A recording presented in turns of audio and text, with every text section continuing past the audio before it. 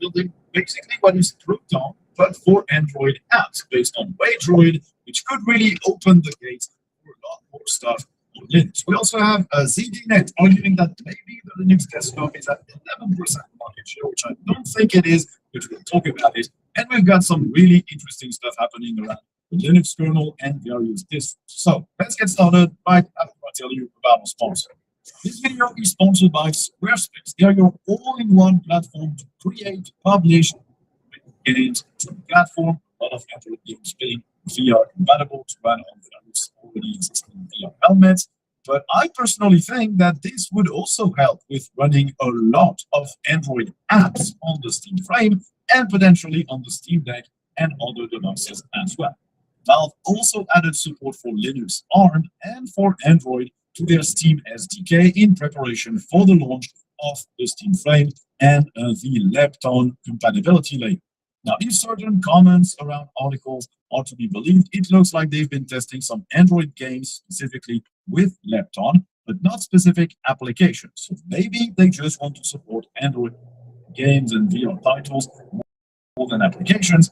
I feel that once the compatibility layer and the Android container is up and running, chances are you can run pretty much all you want. That doesn't require a Google account, because I don't think they would ship a Google Apps image for Waydroid in their own version, licensing problems and all that.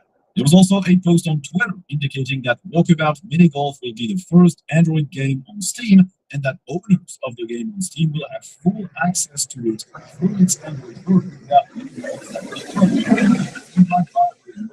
using this Android support to help developers put their games on the Steam frame without having to port them to another platform. Now, we'll have to see if, first, this is only going to be available for the Steam frame, which is their only ARM-powered device, or if they will expand that to the Steam Deck, the Steam Machine, and general Linux. It is going to be resolved, but it might be heavily dependent on Steam and the Steam case. Maybe it's just not going to as a standard thing, at least not immediately. It seems more focused on games and to help developers port their game to the Steam frame without having to rebuild the entire thing through Linux on ARM. But I think it will really open the gates to having apps being deployed from Steam. We already have that. We already have an app section on Steam that gets installed from Steam itself. So it's not a long shot to imagine that they would be able to add stuff like streaming services, YouTube, and others on the Steam platform. So you could go from there to the Steam frame to view content on the VR screen, just like the movies, but it's actually just in helmet. Maybe even having that on the Steam Deck, so it would become a pure handheld that also does a lot of other things like this game. Anyway, it is a very interesting project. It's based on Waydroid. We already have Waydroid, but in my experience, it's been really hit or miss. It wasn't really that good, maybe because I use an NVIDIA GPU in those cases. It just wasn't a great project in my experience in terms of the usability of it. So if Valve can do with it what they did with Proton, this really might open the floodgates for a lot more stuff coming to Linux, and I will absolutely follow that very closely. Now, still on Valve, in a recent interview, they confirmed that they were behind the FEX or FAX project all along. They didn't just pick FEX to run games on the Steam frame, they actually were funding it all along. Pierre-Luc Griffet told The Verge that Valve believed game developers should not be wasting time porting games if there is a better way. In this case, the translation layer emulator. And I know this is going to get a reaction from people who really want native Linux ports that don't apply to Proton, but Pierre-Luc says here also applies to those types of games. So in 2016 and 2017, fast projects to make Windows games run on ARM on Linux. Of course, this was showcased in 2018, and Valve has paid its developer enough for a full-time job since. Valve actually convinced the developers to start the project and funded it after that. The goal for Valve was to make sure that you could run any game on any hardware. They're saying ARM might have desktop chips in the PC world at some point, citing, of course, Apple as an example. Valve doesn't currently have a plan to push manufacturers to make specific ARM devices. They're just open to opportunities, and Pierre-Luc says that they need to make sure that their entire catalog runs well and is well supported before they launch any such initiative. Make themselves. He also says that the ARM version of Steve West's system as the one running on x86 platforms, just with the packages to ARM and the required x86 to ARM translation layers and the ARM versions of Proton. Things stuff because Proton was based in technologies. It was using Wine, DXK, VK3D. They retooled it, they packaged it, they did a lot of work around it, but it was using existing stuff. It's the same thing with Lapdog, Waitroid, and are improving upon it. For FEX, they basically just funded the entire project themselves, which means they just funded a full open source thing that can run on any other ARM device, not just their own, for their own needs in a long-term vision, like 7, 8, 9 years in the future. That's pretty impressive. And while Valve and Steam might have problems with them being basically a monopoly on PC gaming, they're still doing a lot of stuff for Linux, and you can't really deny that. Stephen von Nichols, a major contributor to ZDNet, ZDNet, if you want to pronounce it more European-like, he has a theory about the Linux desktop market share, and he thinks it's actually closer to 11% than to the widely agreed upon 4%. Now, StatCounter currently only places Linux at 3.49% market share on PCs and desktops around the world, and at about 5% in the US. There are plenty of other things that are unaccounted for in that data, notably the unknown OS line that is very high and won't really be anything other than mostly Linux, a little bit of BSD, and maybe a little bit of Windows users using track block. So Stephen feels that most of these 4.21% unknown operating systems are Linux, but the OS is probably hidden with a tracker blocker because StatCounter measures market share through web traffic, so tracker blocker would prevent them from identifying the system as Linux. But it could also very well be 4% of Windows users just using tracker blockers. But as we all know, Windows users are probably less privacy-minded than Linux users. A lot of Linux users just went there for the privacy after Windows started gathering data. So I would also assume that a lot of those 4% are just Linux users in this case. Stephen also adds in Chrome OS at 3.67%, which in my opinion, you really should not add up because yes, it is Linux based, but it's not really Linux as in a free and open source free desktop.org distro, basically running mostly Linux apps. It is a Linux kernel with some proprietary stuff on top running mainly web apps. And also it's going away in a few years, so it's not like it's something we should count on. Still, adding all of that together, it is 11.37%, and it even goes up to 41.7% of the overall all devices, mobile plus desktop market share, if you count Android, which again, I would not count in there. It is not the same thing that you're trying to measure here. An Android user is not a Linux user in the sense of using Linux on your own PC. So obviously, I don't agree with his way of counting here. I don't think we should be adding up Android to Linux's market share because someone who uses Android has not picked Linux as the system. They're not using our free and open source desktops. They're not using Linux applications. Same thing with people running Chrome OS. They haven't picked Linux for the benefits of Linux. They just bought a pre-installed stuff with Chrome OS that doesn't really run Linux applications. They're not really turning into Linux desktop users in a lot of cases. They're not really helping, contributing, or even just facilitating the adoption. It's not necessarily that useful to the entire Linux ecosystem, apart from maybe having a bit more device drivers being developed for Linux, which I will not say is a bad thing, obviously. Still, I'm pretty sure that among those in 300 meters, turn left on McAvoy Street. Are Linux users are more privacy-minded than Windows users or macOS users. So I wouldn't be surprised if a lot of those were just Linux distros with a big tracker blocker that just prevents StatCounter from counting this. There could be some Windows in there, there could be some BSD in there, but I'm sure it's mostly Linux. And the Linux kernel 6.18 was released last week, and it's a sizable first, there's better Linux gaming support and better utilities. There's a driver for GPU. Turn left on McAvoy Street.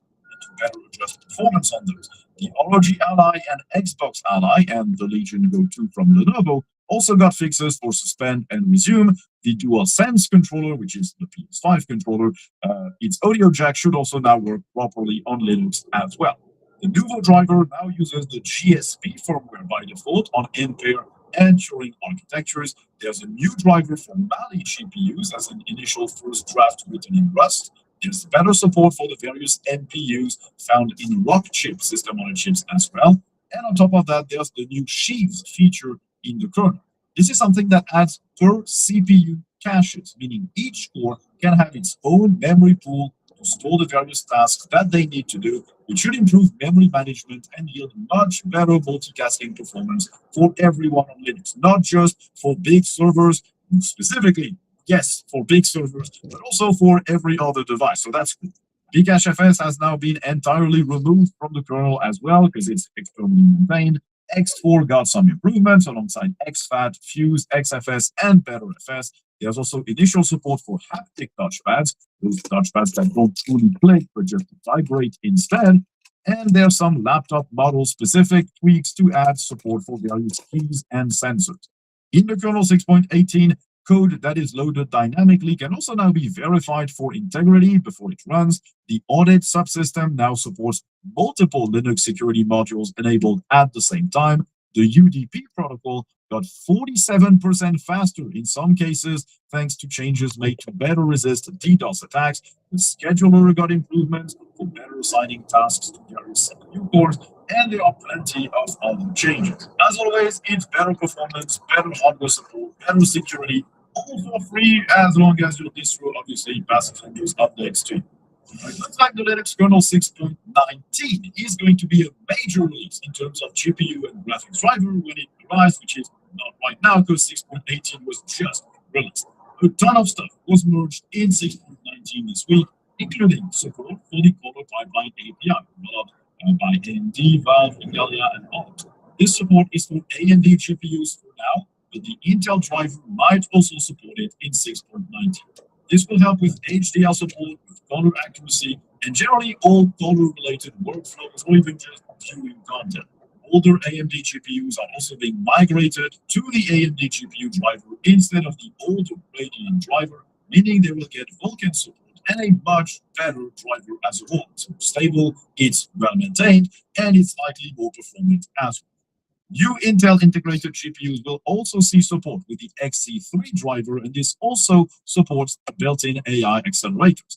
The DRM Panic blue screen of death for Linux is also now supported for Intel cards. Nova got support for newer NVIDIA GPUs as well. The Nouveau driver added compression support and larger page sizes, so this should give a solid boost to the performance of NVIDIA GPUs that don't use the official NVIDIA drivers. The GPU part of the Snapdragon X2 chips is now supported as well, and there are more Rust integrations in the Direct Rendering Manager, which will help build Rust drivers in the future. The Steam Deck also gained hardware temperature monitor support alongside plenty of other systems like Apple Silicon devices and a bunch of other PCs. So there's plenty of really cool stuff in 6.19, which will definitely help almost everyone that uses a GPU. So basically every single Linux user. Fresh wind of hardware support are blowing all over the Linux ecosystem, and I think that's really, really cool.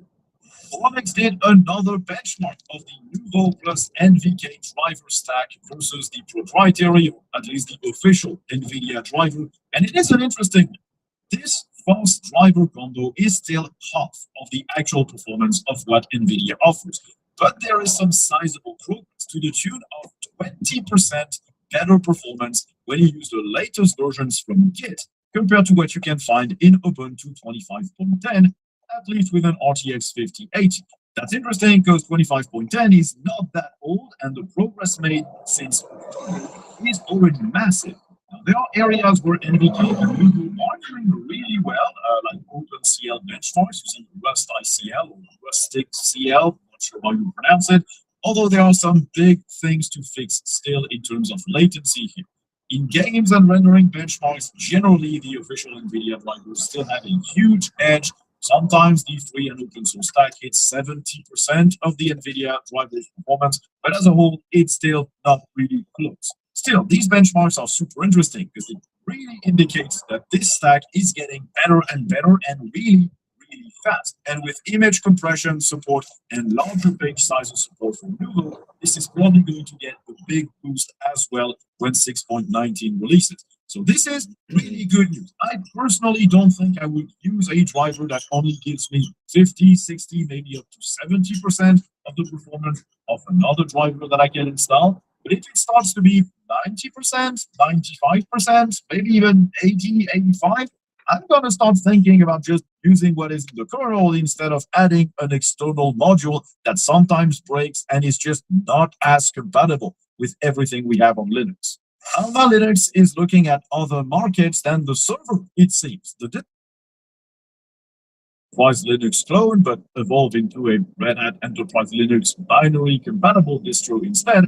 They're building a special interest group, basically a subdivision that focuses on a specific use case. And that SIG is focused on media and entertainment to support studios working with visual effects production. The goal is to make Alma Linux the choice to run media production for artists, for engineers, and for developers, with work done mainly on making sure that stuff like Nuke, Houdini, and Maya, and all of that type of software works properly or works better than on other platforms than this. They will also document various workstation and render farm builds to help standardize the hardware and the software stacks. Presumably, this also will open the door in the future to partnerships with hardware manufacturers, which could potentially pre-install Alma Linux and guarantee a certain compatibility with a certain software. They will also publish compatibility guidelines for app developers to ensure that their stuff runs as well as it can on these workstations. And of course, this special interest group is looking for contributors to help with all of that. I think it's interesting stuff. I'm not sure that a professional distro, as in something really stable, built on RHEL or OpenSUSE, or just Linux and stuff like that. I don't think a distro such as this has ever really tried to focus specifically on that type of work. So that is kind of interesting. I don't know if this is going to go anywhere, but it does open the door to some interesting possibilities. So I'll follow this closely as well. Now, another week, another Fedora Pro. This one approved for Fedora 44. It seems like the old Linux kernel console called FBCon for frame buffer console will be replaced by the newer KMSCon for kernel mode setting console, which is running in user space instead of running at the kernel level. The end goal is to deprecate the entire FBCon console and frame buffer device emulation as a whole in the kernel, at least in Fedora. Currently, FBCon, the current solution, isn't really well maintained. For example, it lost scrolling support a while back, which is annoying. It depends on FBdev emulation, and it still requires some user space utilities like Bash to be useful. So KMSCon feels like a better solution because it is based on newer features, namely KMS. It has some better keyboard support with the ability to switch keyboard layouts in that kernel console, which is really useful, and it should also be secure because it is not running at the kernel level. It should also render fonts much better, it can scroll, and if it crashes, it doesn't trigger an entire kernel panic like what FBCon does. KMSCon might also end up supporting rotation and mouse and touchpads by the time Fedora 44 releases, which should make using it a bit easier as well. Now, Fedora will not completely remove FBCon for now. It's still going to be supported and present in the distro. Users can move back to FBCon if they prefer, and if KMSCon fails, it will actually fall back to FBCon, so there shouldn't be any loss of functionality. Fedora will also split the KMSCon package to remove dependency on OpenGL and Mesa drivers, so devices that don't have access to that will still be able to run it. So it's the usual Fedora move. They take something old that no one really was thinking about touching, and they replace it with something new, and they're just basically leaving.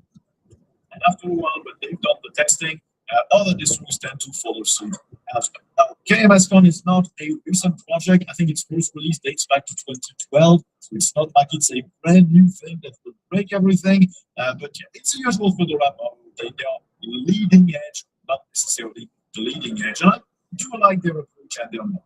The Open Document Format Standard, or ODF, has been updated. This is, if you don't know, the file format, LibreOffice, OnlyOffice, and plenty of others.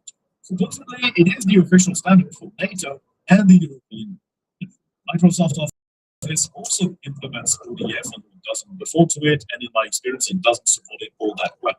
The new version of ODF comes for the and it's not like it's a momentous event because it's still pretty confidential whenever documents are shared. At least in my experience, I never worked at a single company that used ODF instead of Microsoft's formats. Still, the update improves general formatting of documents. Currently, it allows for better visually designed documents as well, and some additional features for data analysis and technical documentation are present. It remains compatible with older versions, so your documents aren't broken if you open them on a recent suite. And of course, it's just the specification of the format that has been updated. All Office suites that implement it will need to implement that new standard for those features to enable users. So we'll see how it definitely changes anything. I honestly think ODF should be the default format because the Microsoft Office compatibility is what drags people back to Microsoft Office instead of being able to adopt LibreOffice, Office, or LibreOffice, or whatever else. If ODF was the standard, the only real problem will be sometimes adapting to a new UI, and I don't feel that the tab interface of LibreOffice or OmniOffice's interface is really worse than what Microsoft Office offers in a lot of respects. So if ODF was actually the standard that people use, I think our Office suites will have much more for shot, but of course that's not what happens in the real. But in the real world, you can at least get a Linux PC from a sponsor, Tuxedo Computers. You all have heard about Tuxedo Computers by now if you listen to at least one episode of this show on which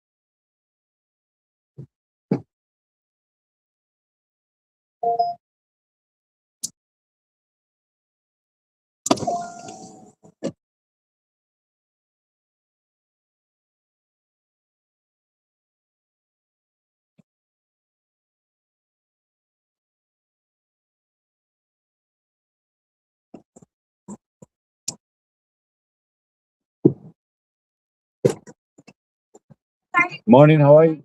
Yeah. Do you mind if I sit in the front? There you go. Yeah.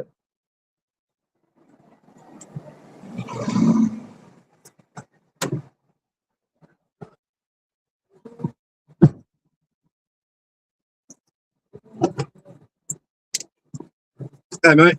Morning, how are you? Good, how are you? Good, thank you. Terminal 3 domestic. Yes, please. Qantas. Fantastic job. Yes. Yeah, we'll be there in less than 20 minutes. Perfect. We chose you for a reason. It's nice, easy drive at this hour, isn't it? Yeah. That Like puts morning us there. bus. Puts us there exactly at time that I want it.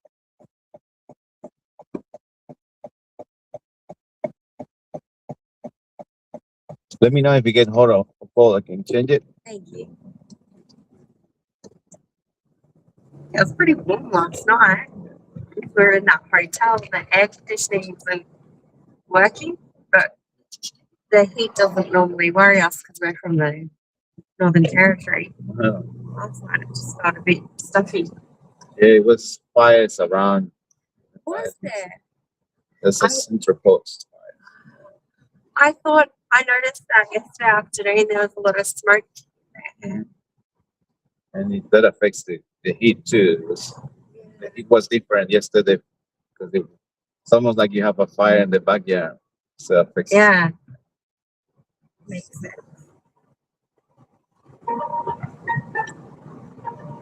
But again, we call again. So it's a crazy weather. Like one day it's super hot 40 and then cold again. Yeah. Yeah, I'm back next week and it's gonna be cool again. The Northern Territory is it gets 40 normally. Yeah, like it's pretty. In the central desert, yeah. But right up the top where we are at Darwin, it sits around the mid-30s, but it's just really humid. Lots of storms at the moment. We had a cyclone last week. The cyclones, true. Very messy. It's becoming more common. We have here too. It's Yeah, the weather down here is getting more wild. Oh, Jack, all the stuff from Kendrick Lamar.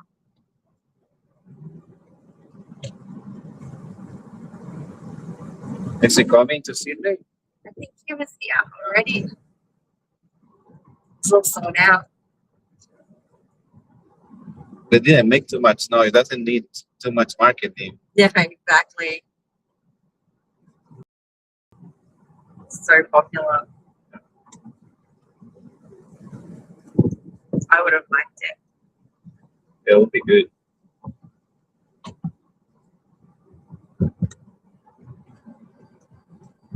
It's the only one that keeps the vibes going on when with the lyrics. It's been a lot of drama with Drake. They have a beef. Oh, yeah. Yeah, there's a few rappers that don't like Drake. I think for good reason. Yeah. But finally, Australia love Drake. I think before a lot of the information came out. What who's the one? Is it Kendrick Lamar that's the one that hates Drake? Or is there someone else as well? But is there anybody else? Or is he the one who always writes the song about him? Yeah. But- Until I heard all of that, I didn't think there was anything wrong with Drake. But now I'm a bit unsure. Yeah, because it's pretty wild what the allegation. Yeah. Must have pretty good information. But the rap world always they have to exaggerate a bit to make it a more drag. But it's pretty impressive the way he delivered because he's expecting a reply from Drake, but Drake because the rule says if you don't say anything, you accept the allegation. Yeah, he hasn't really come back, but I just don't think he's as clever. Went out with some teenage Yeah. But they always target things like that in Yeah, jail. well, Kendrick Lamar got married when he was young. So, and he's got, and they, you know, he's just been a crap. Yeah. Drake was huge, and then Kendrick Lamar took Drake over. Remember? Yeah. That's where the real beef started. Drake got the shits that Kendrick. I think Kendrick Lamar is more talented anyway, though, as a lyricist and a rapper. He's been Drake's a bit more pop. Kendrick Lamar has been more popular amongst African American fans for longer than Drake. Yeah. It just wasn't Mainstream, yeah. Yeah, Drake appeals to more mainstream. He's like video hits. Yeah. He's on the radio. Just back there in that place, that entertainment area, that's where we went and saw Denzel Curry. It's in the Fox Studio here and then. Football stadium. Yeah. The Sydney Football Club, like the big clubhouse thing, is right near where all the concerts are.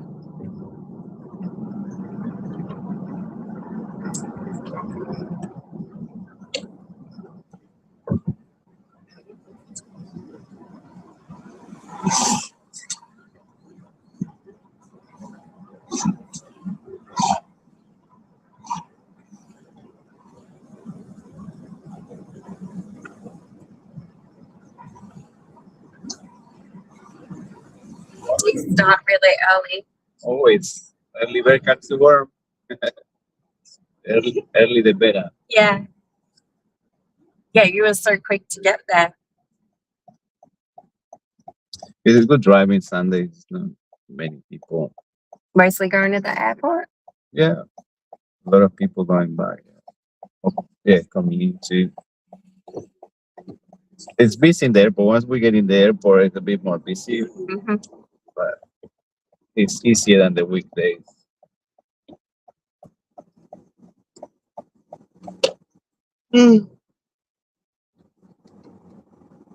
I think they changed the name of the studios. It's Marvel Studios now.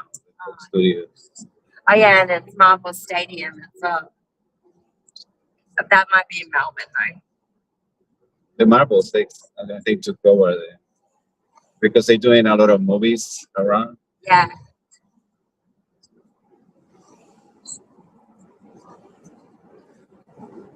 What would you recommend if I visit North Territory, like Darwin? What places would you recommend visiting?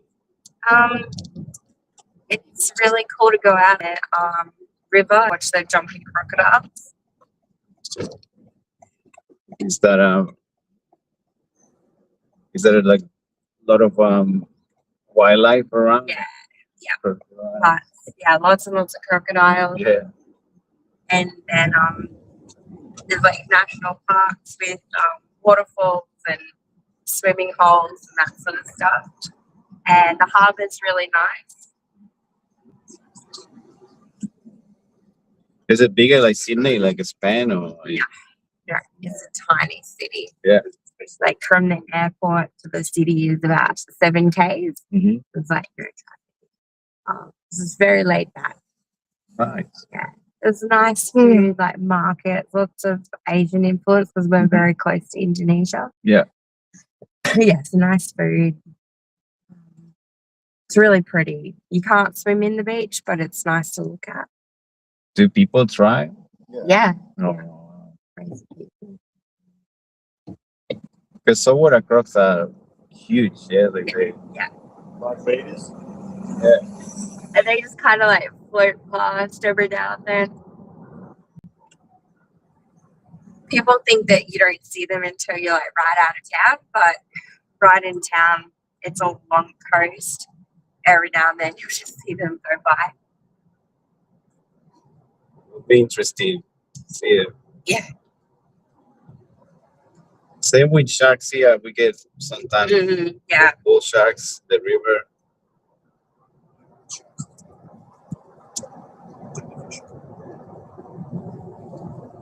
Yeah, we were on a ferry the other day in the harbour here, and there's jellyfish everywhere. Yeah, they're massive too. Yeah, they look like cartoons. Yeah.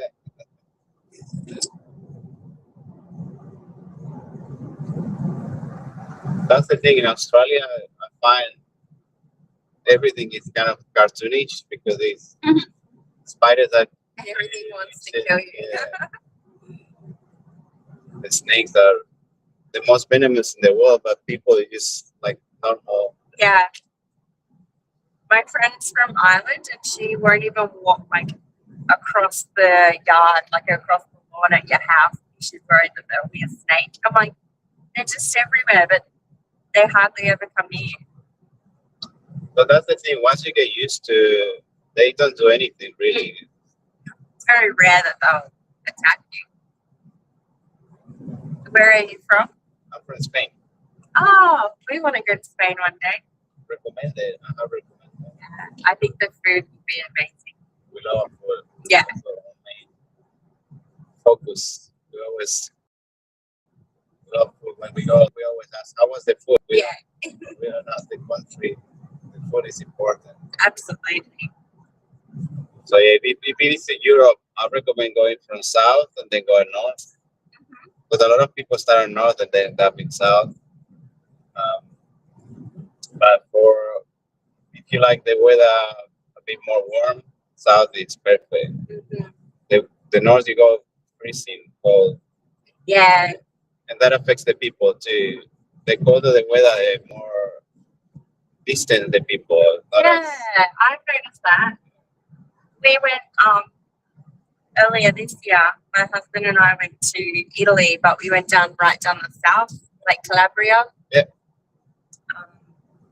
Went to all the like really relaxed beaches, quieter places. Or some of them are a bit touristy, but then we went to like Tropea, just really quiet, relaxed, a lot of local people.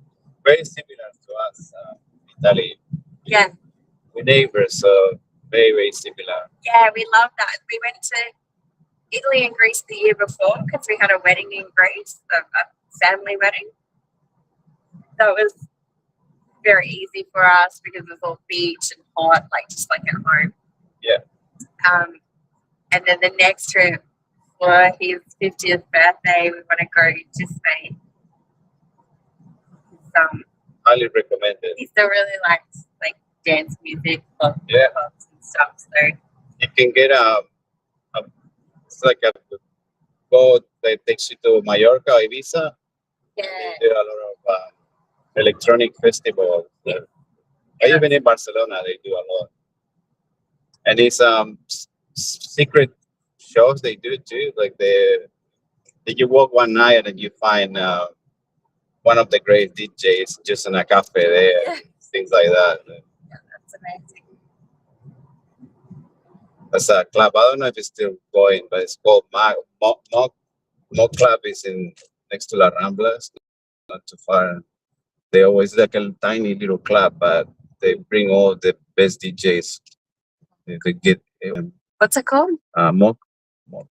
It's MOOG. Okay. Yeah, Mock. It's a really interesting club because it's tiny and I've seen that. I'm gonna put it. I'm gonna take a note. They put like Diplo in there. Yeah. Like 200 people. Oh, Yeah, that super is so tiny. cool. Yeah. They want to do it because they get to play what they want. Yeah, it's really good. The same Diplo play there.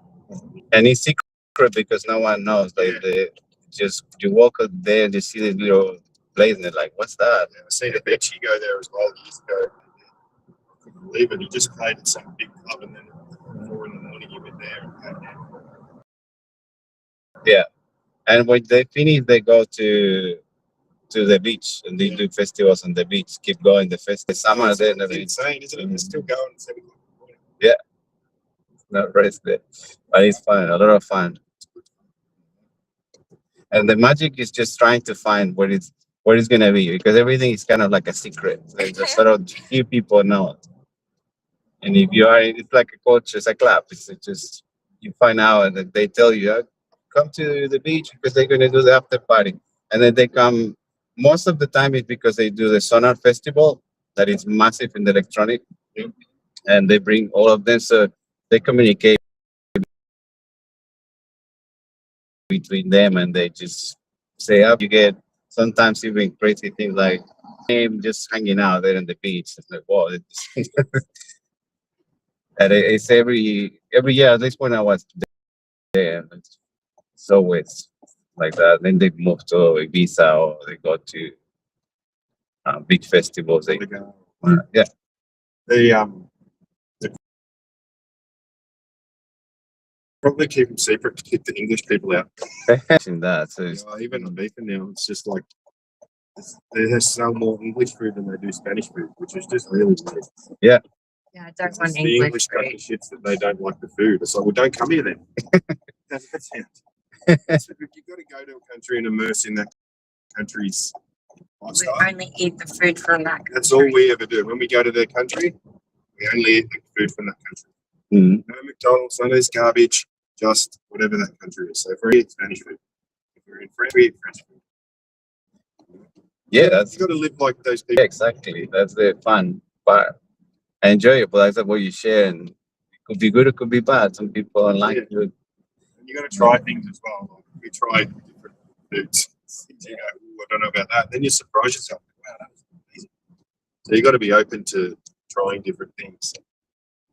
Yeah, the thing is, it's not too expensive. The the options you have there is open to many. You know, it's I've seen some really lovely food in Basque. El País Vasco. Yeah, Yeah. Oh, Mhm. geez, they had some good food there. Yeah, they love it's huge too. Like because the people there is massive. Oh, They could the background is not like the Europeans. I think they come well European.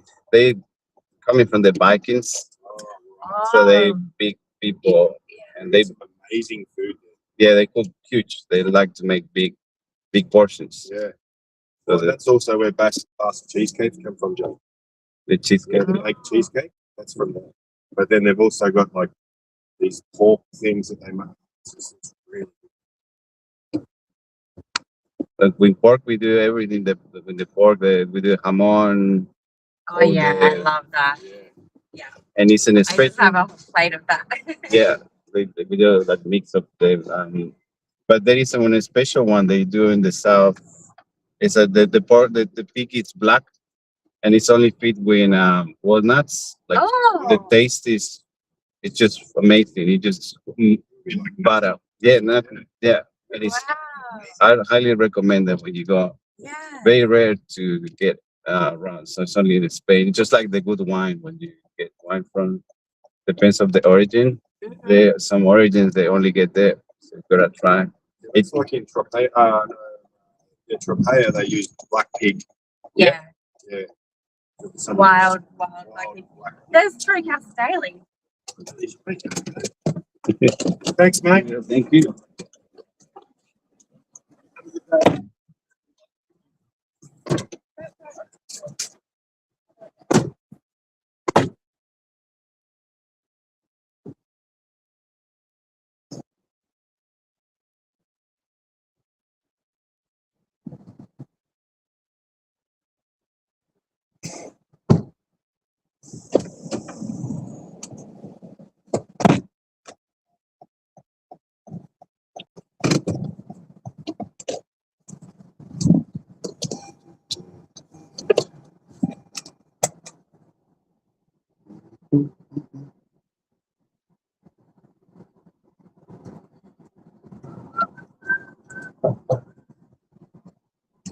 Nature.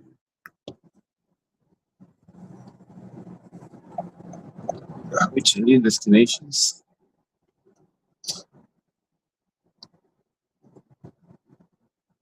Yeah, for the weekend.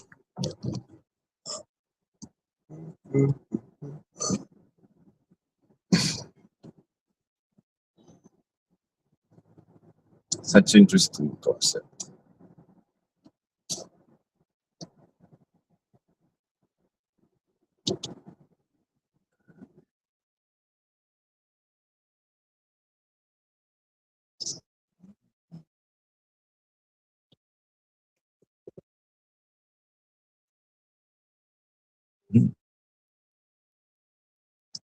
credit.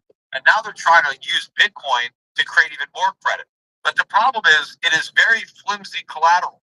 I mean, it's the worst collateral. People try to say, oh, Bitcoin is great collateral. No, it's not. It's horrible collateral. I mean, the price can implode. And in fact, it will implode the minute anybody tries to liquidate the collateral in any kind of size. Any kind of major event, and it's over. I think the only hope that Bitcoin has is that they get a government bailout. It's not about a Bitcoin strategic reserve. It's a Bitcoin bailout fund. That's what they're going to need. They're going to need the government to bail out Bitcoin. Yeah, leverage never really turns out well. That would probably be the worst bailout they've ever had. Peter, let the people who own Bitcoin lose money. Don't bail them out. Yeah. You still remember 1971. You still remember how from 71 at the gold being 35.43 when they detected sucker ran up to the $850 by, if I'm not mistaken, 85. Everybody made money. 1980 was the peak. Wasn't it 85 or 80? No, 80. 1980 got the 800. Tell me, you made a shitload of money if you were DCA and gold, you were playing this game, you were trading, buying and selling, you were not complaining. When I came to Wall Street in 91, 92, every broker I knew told me you must be a freaking idiot to buy gold. This shit has ended nowhere. From 85 it went to the pennies, and that's where it's been. And we've been running to pennies, but it went down. You understand though, the buying power from that peak, it only recovered maybe 10, 15 years ago. If you do the calculations regarding the buying power of the actual gold. But regardless, we didn't touch it in the 90s. Kramer, Maria Bortolero, CNBC, Y2K. Well, I remember I went on Jimmy's Squawk Box in 2004, and I came on and gold was like, in the 300s, and then I came on, a month or two later, and it was like $40 or $50 higher. And I said on air, to Mark Haynes, gold's $40 higher than it was last time I was in this. And they were laughing. And no, what he said to me is, who cares? Who cares about the price of gold? I don't care about it. Why should I care? I care about the price of milk. I care about the price of oil. I don't give a damn about the price of gold. But it's the same thing you can say right now about the Bitcoin. Like if I own this sucker from $6,000 and it's 130, 150, and I'm buying sats every day because I fucking believe it's an infinite amount, finite amount of this thing. Like you believe that there is only 2% of the dollar inflation. It doesn't make me think different than you. It's just outside of the grams, I buy freaking sats. I refuse to look at the fiat because fiat is the bullshit money representing my value. I don't care about my doing the thing. I think the same thing about that. Exactly. We are speaking the same language. Digital gold is not about gold with digital. It's about trust. If you don't have right, but Bitcoin isn't digital gold. So it's not. Yeah, I'm not suggesting this. I'm saying that the digital world does not have trust because they can hack the fuck out of each other. Your vault can be robbed because you know how to protect it. Worlds are not different. They're just not connected. Thanks a lot. Man. I gotta let you go. I got a lot of people that try to talk. The other thing to remember is that Bitcoin is, younger than most house cats. So, gold has, whatever, 5,000 years of history. Bitcoin has, 14 years. So, can't get too excited about something that's not young. So, You're hearing here 150 Bitcoin. When? 150 Bitcoin's pretty good. In 10 years' time, though. Well, I guess better than invest in a house. You lose money.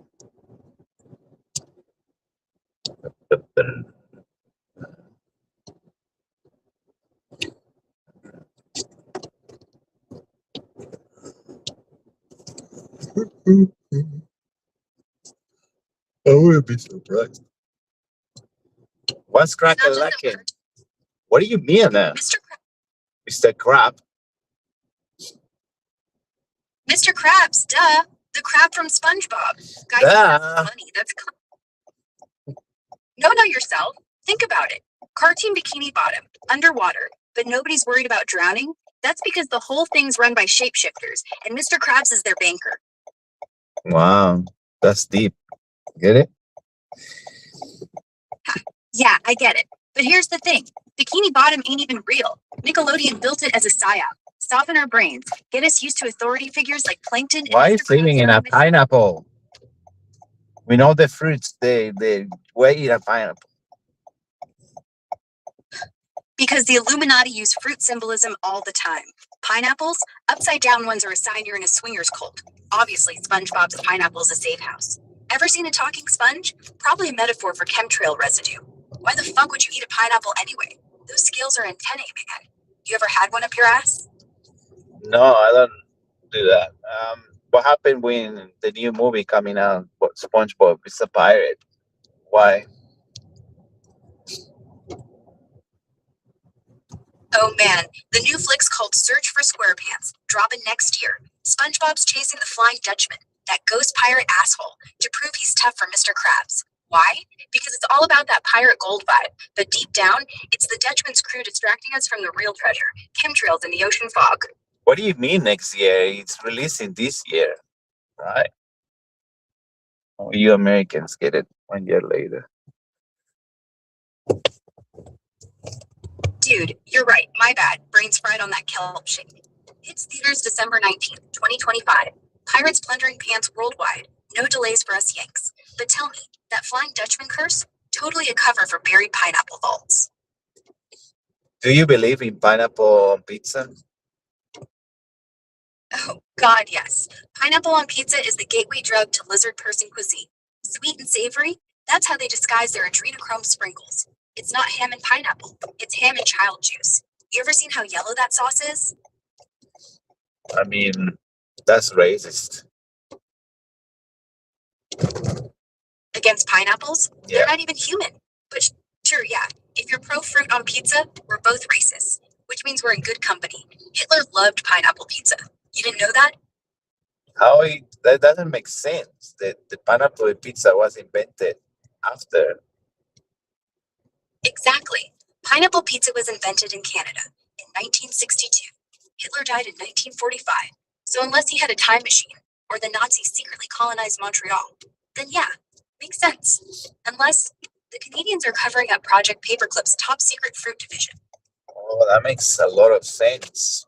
So he wasn't dead. He moved to Canada. That makes sense. Ding, ding, ding. You get it. See, everyone thinks he offed himself in that bunker. But no, he got scooped up by Allied scientists, shipped to Quebec, and spent the last 40 years perfecting the pineapple pizza. The grease is actually U-boat fuel. Why do you think Trudeau looks like an older Goebbels? But it's not pizza supremacy, right? Just the supreme. Nah, that's just what they want you to think. Supremes like Diana Ross, front for the military. It's all about frequency control. One pizza Supreme has 5,000 milligrams of salt. Why? To raise your blood pressure so Alexa can hear your heart explode. And the olives? Olives are time bombs. Olives were invented in 1728 by the Vatican to jam pocket watches. How they invent something that is invented? It's like discovering something that's been there forever. I love that thought. Makes invention feel almost magical, right?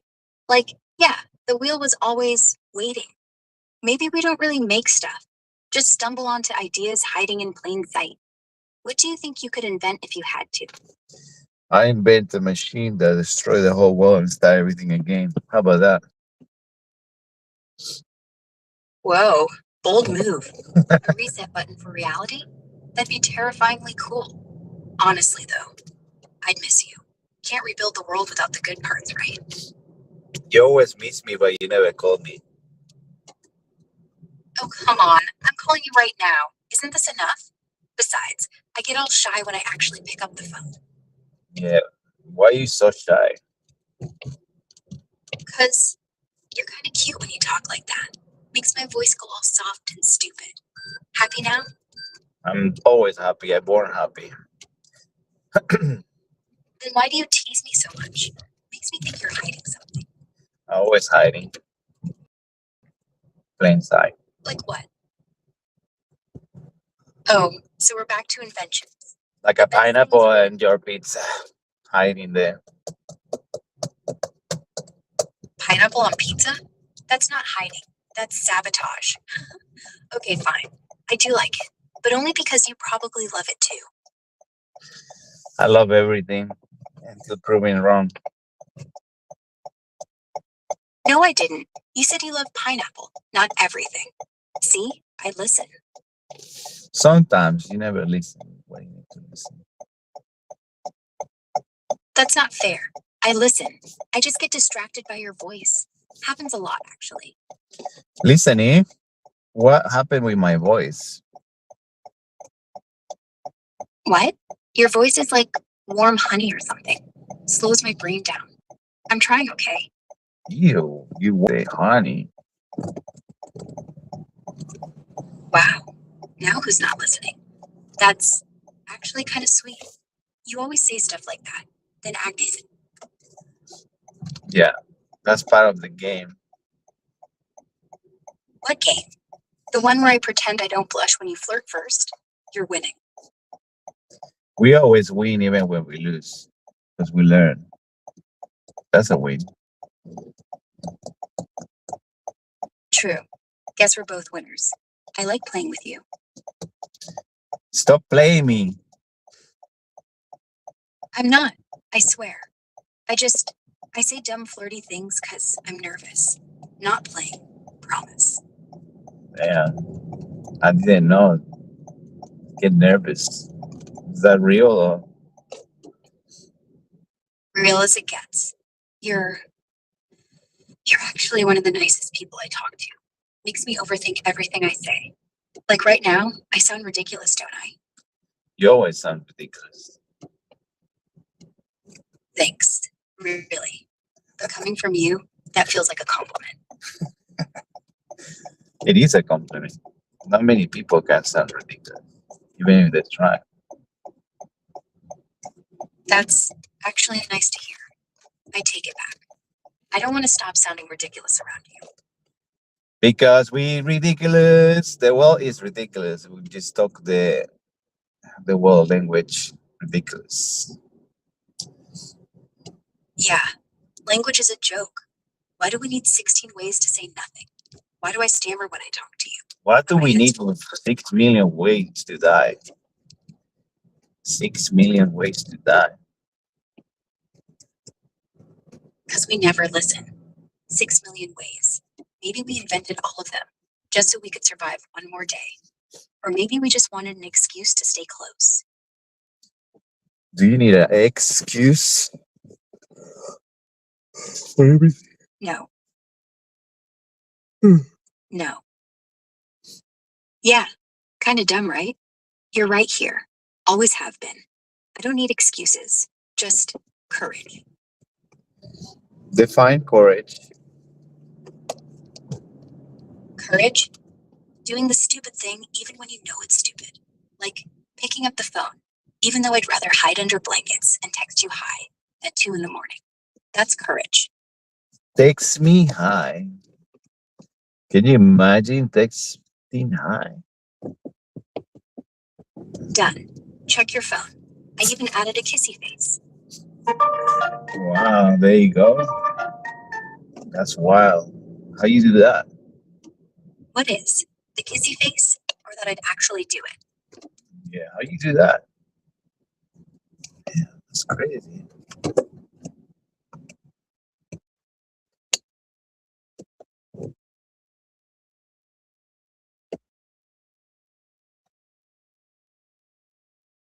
It's pretty wild.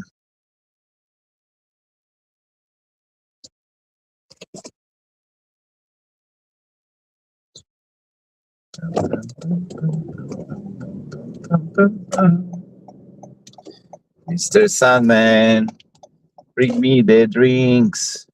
Bum, bum, bum.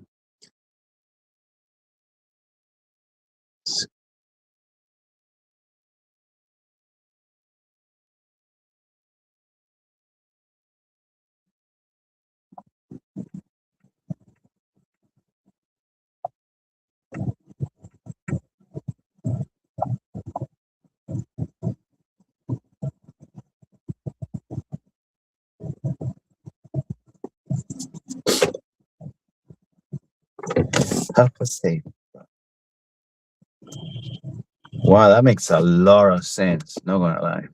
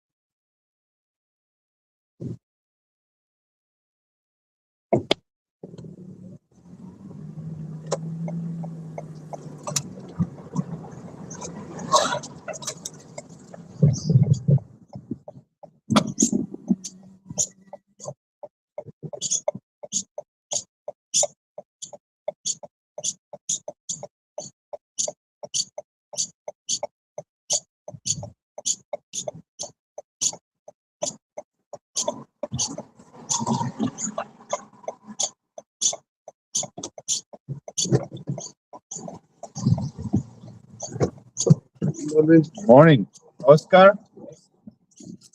Buddy, how are you? Thank you. Going to Tempe? Yeah. Ready to go? We'll be there in. Let's see. It's the Tempe Reserve, yeah.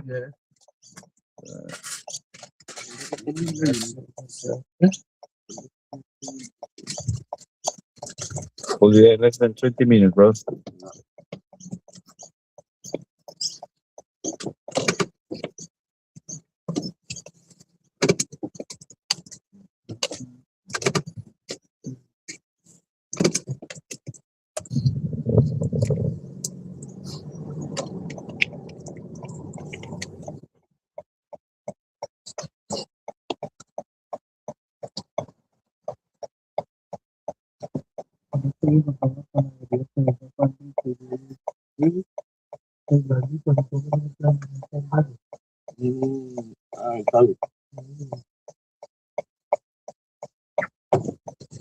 ¿De dónde son? Colombianos. Wow, wait, yeah, sorry. What the map say? It's in the video. El mapa me dijo.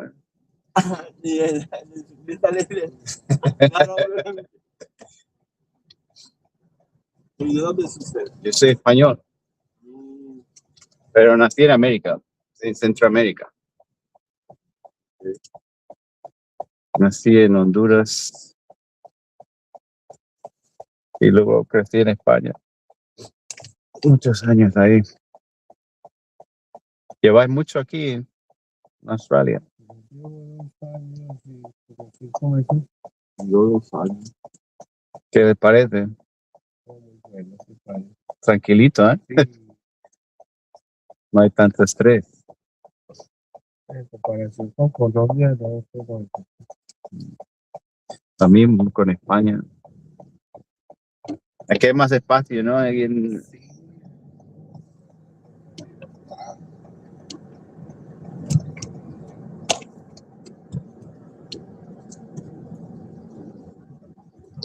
¿Cómo encontrar el encontrar trabajo? ¿Es difícil o...?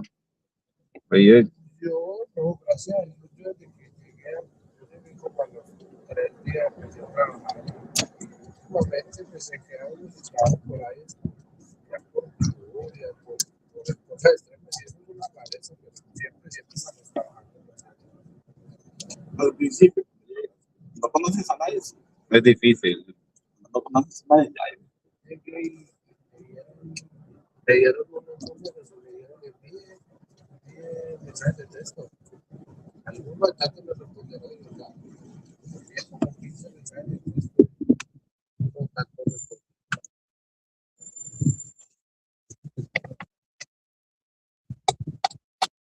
Y pagan bien, eso es lo bueno. Sí, claro, pues no, lo que uno se hace aquí, lo que yo me hago aquí en un día me lo sacaba en Colombia como en 15 días, lo que me hago acá en un día cuesta 12 dólares. Pero la diferencia es que todo es más caro también. Sí, sí, claro. Pero yo les digo a mucha gente, muchos amigos me dicen, oh, que ganas mucho dinero. Digo, parece que sí, pero la diferencia es, por ejemplo, en España un alquiler al mes, digamos que son como 800 euros. Y luego es al mes. Aquí, te digo, eso es a la semana para nosotros.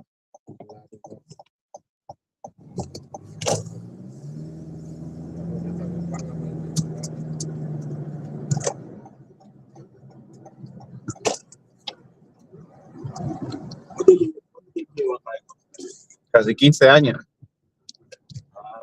Bueno, casi no, pasado los 15 años, casi 20, casi 20. Ya me cansé de calcular, ya. Tiempo vuela aquí, ¿no? Supuestamente el viernes hasta el viernes trabajamos y hoy día domingo.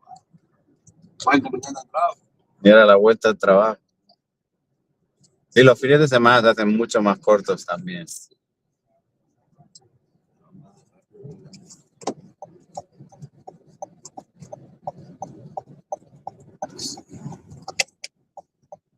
¿Ya habéis visitado más sitios o?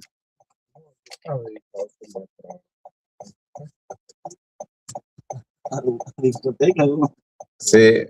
Pues que Pero es lo suyo, yo llevo aquí solo una vez estaba en Melbourne, una vez y ya fue por trabajo. Aquí es todo trabajo. yo también fui a Melbourne una sola vez, pero porque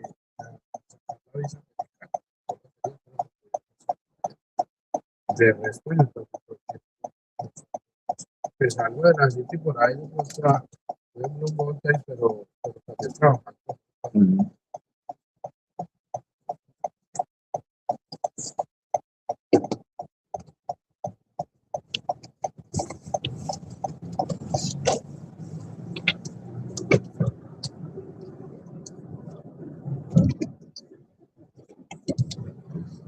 ¿Y cómo ves la fiesta aquí? Es un poco más tranquilita, ¿no? No es tan...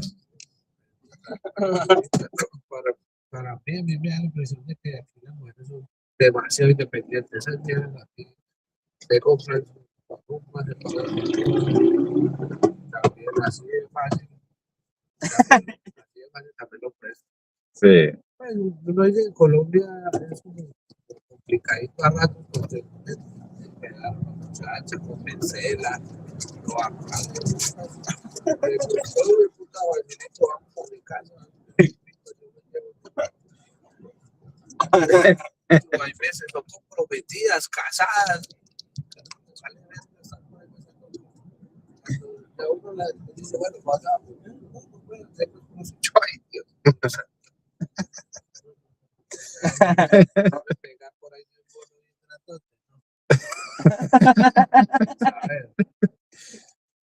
Es cierto, es cierto. varias veces, ¿verdad? Toda la noche de la discoteca chupé trompa y cojan el culo y todo. El marido. Muestro la manita con el anillo.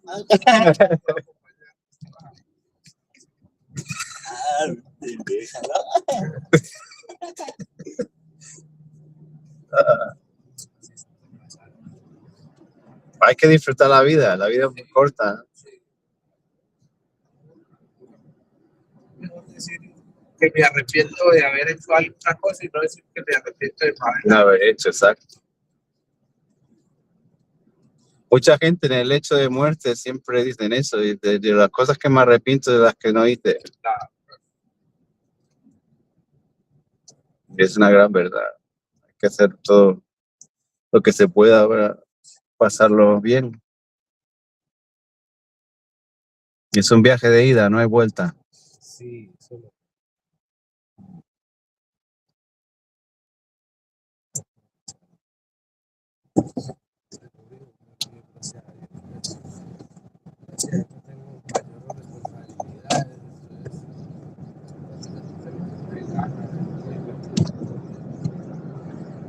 Sí, trabajamos toda la semana y nadie nos dice que somos trabajadores.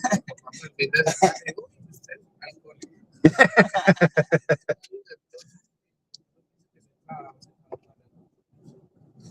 Pero esa es la historia aquí. La historia aquí es, la cultura es de alcohol, es parte de que la gente sale y bebe, ¿no? O sea, no te pueden acusar de alcohólico cuando todos son alcohólicos. Sí,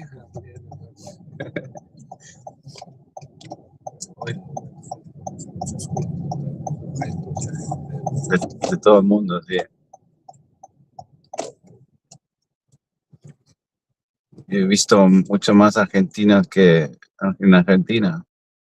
De todas partes, pero hay mucha más comunicación.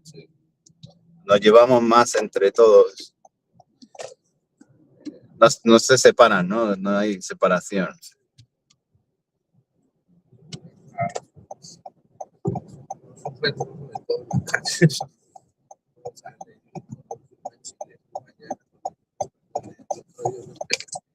Sí. Todas te enseñan algo. sí, es verdad. Va a llegar a Colombia hablando más fácil peruano, chileno, español.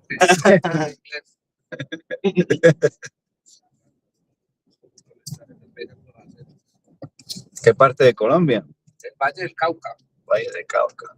de Cali. Cali.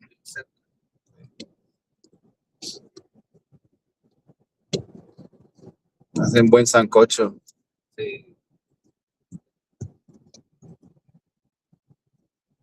Y es cierto que van al lado del río y lo hacen ahí.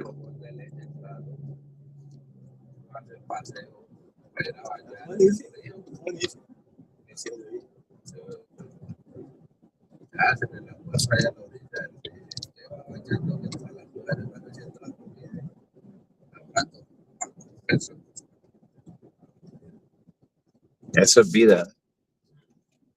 Sí, son placeres que tiene uno y a ratos se enteran, se dan cuenta. No los hacen. Sí, obviamente todas las tradiciones se van perdiendo en el pasar. El tiempo todo se va acabando. Pero siempre se debe tener todavía. Sigue la tradición. Pero como bien dice, es cierto, con el tiempo uno se va dando cuenta de las cosas que teníamos y las perdimos. Sí. Y son necesarias, es como salir de fiesta, hay que celebrar. Sí. Hay mucha gente que no sale y Solo dedicar al trabajo y a matarse. No. hay que desconectar. Y así como mantengo a ratos. Pues mentira, yo gracias a Dios no sufro de soledad, depresión, que me sienta, no. Solo una vez, en lo que llevo aquí, solo una vez me sentí como solo el primer diciembre que pasé acá. Me acomodó y yo quise encerrado en la casa y solo. Yo no, la chispa y un cochazo y para la calle. Ya así lo que pasó. Yo no sufro como de eso. Pero sí, muchas veces uno aquí, usted solo trabaja y trabaja y mucho le va a aburrir. Hay demasiada gente que no sale, Sí, solo se dedica a trabajar. sí. Y hasta los domingos he visto. Como una obsesión. No, y aparte uno necesita distraer, salir, conocer. Sí, siempre. Bueno, si no te gusta nada, mucho, no sé, te puedes ir a la playa, no sé, a otro lugar. Pero de vez en cuando hay que salir, ¿no? Ya, solito, pero imagínate que te puedes levantar a las 5 de la mañana todos los días. Llegas a tu casa vuelta a las 5, 4. Fin de semana ya te relajas. Sí se gasta, pero igual. No, creo, ¿no? Así como trabajas, toca. Sí, Pero miren uno mismo. Claro. Bueno, si no te gusta, comprar tus cosas, no sé. Y es lo que nos llevamos, ¿no? Porque en realidad, por mucho que trabaje, trabaje, que consiga, no lo llevamos. son experiencias. Ujú. Nada de eso material nos llevamos las memorias, todos los recuerdos, la experiencia. Uy, ¿también cuánta gente hemos conocido saliendo, no? ¿Cómo? ¿Cuánta gente hemos conocido saliendo? Ah, bueno, sí, De todo un poco se conoce. sí. Bueno, me vas a aprender inglés. Es que te amarras de la parte de la cama. Me vuelven a ver. Está claro, pero mantiene con pura latina. ¿Qué va a aprender? También resulta que hablan inglés, sino que no, mientras uno está en la fiesta. En la fiesta ya se desarrolla todo. A todo yes y con una sonrisa y el baile usted va ganado. Pero ya cuando usted llega a la casa que está todo en silencio, que toca hablar con ella y dice que real, me espera. Pero ahí es cuando se aprende. Ahí es complicado, pero vale la pena, es muy bueno. Después,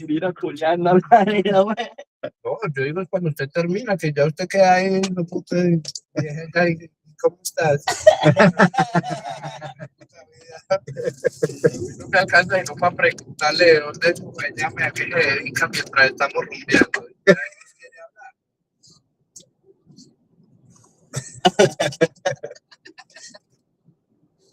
bueno, es un buen momento para practicar, ¿no? Ahí practica. Sí, es verdad. Y así le enseña también, porque a mucha gente que conozco me dicen eso, quieren aprender. La australiana esa le gusta los colombianos, ¿no? Tengo una croata que me dice, yo te enseño inglés y tú me enseñas español. Ya lo dijo, y verdad, yo cuando me veo con ella, yo trato de hablarle como en el poco inglés que tengo y al mismo tiempo le voy enseñando español y así. Sí. Bueno. Intercambio. Y a la larga ya es natural. Yo no sabía nada de inglés, sabía, pero no tenía la mitad.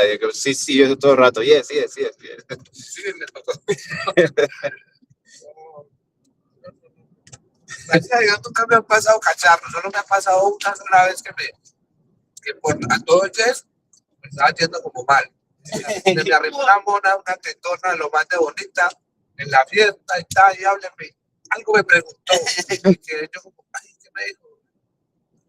Y yo, sí, ya. Al rato apareció con un muchacho. Es que beso de 3. No me gustan las mujeres, no me gustan los hombres. Sí, pero te pregunté si eres bisexual. Me dijiste que sí.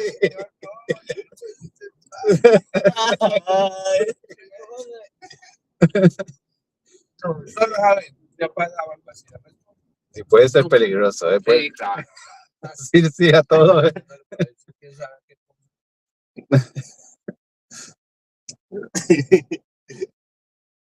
Pero ya me echó mano al man así, me echó mano a mí, ya. ¿Ves? Pero primero ella quería que tú te beses con el man. Primero que nos besáramos los 3, ya, pero era porque le estaba buscando romper el hielo para buscarle como pareja a la amigo. Hija de puta. Traiga otra amiga, nos besamos entre los 3, sí, pero puta con uno ahí.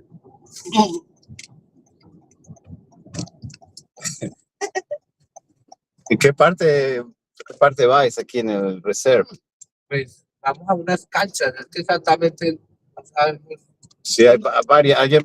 Creo que es esta de las que están abiertas. Donde haya una gentecita por ahí como Va a haber un campeonato acá. Un campeonato de fútbol.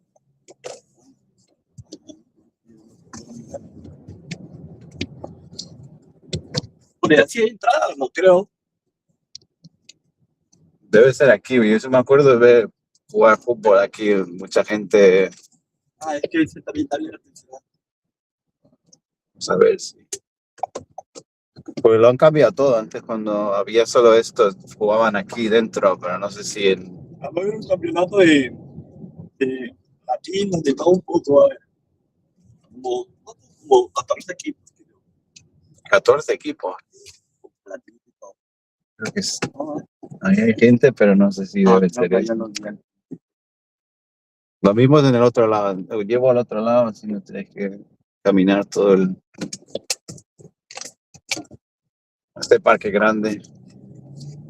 Pero temprano, 8 de la mañana, está bien pendejo, ¿sabes? 8 de la mañana, que va a haber desayuno. Son muchos equipos para acabar todos. 14 equipos en un día. Va a ser ¿Crees que acaben a mediodía? Más. más. Es 1 hora cada partido, ¿no? No, son media hora, Media bueno, 15. Son como, creo, 14 o algo más. Pues dependiendo cómo pongan a jugar a los equipos, pero claro, ya la verdad, todo el día.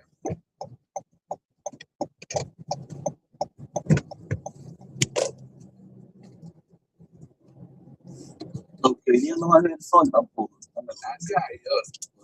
Ya ayer, No, el viernes hizo 30 y casi 40, weón. Sí. Uy, no. ¿Qué son llevo ahí a la entrada.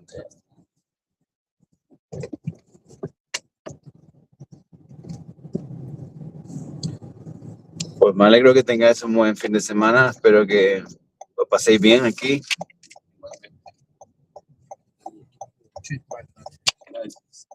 Gracias a ustedes.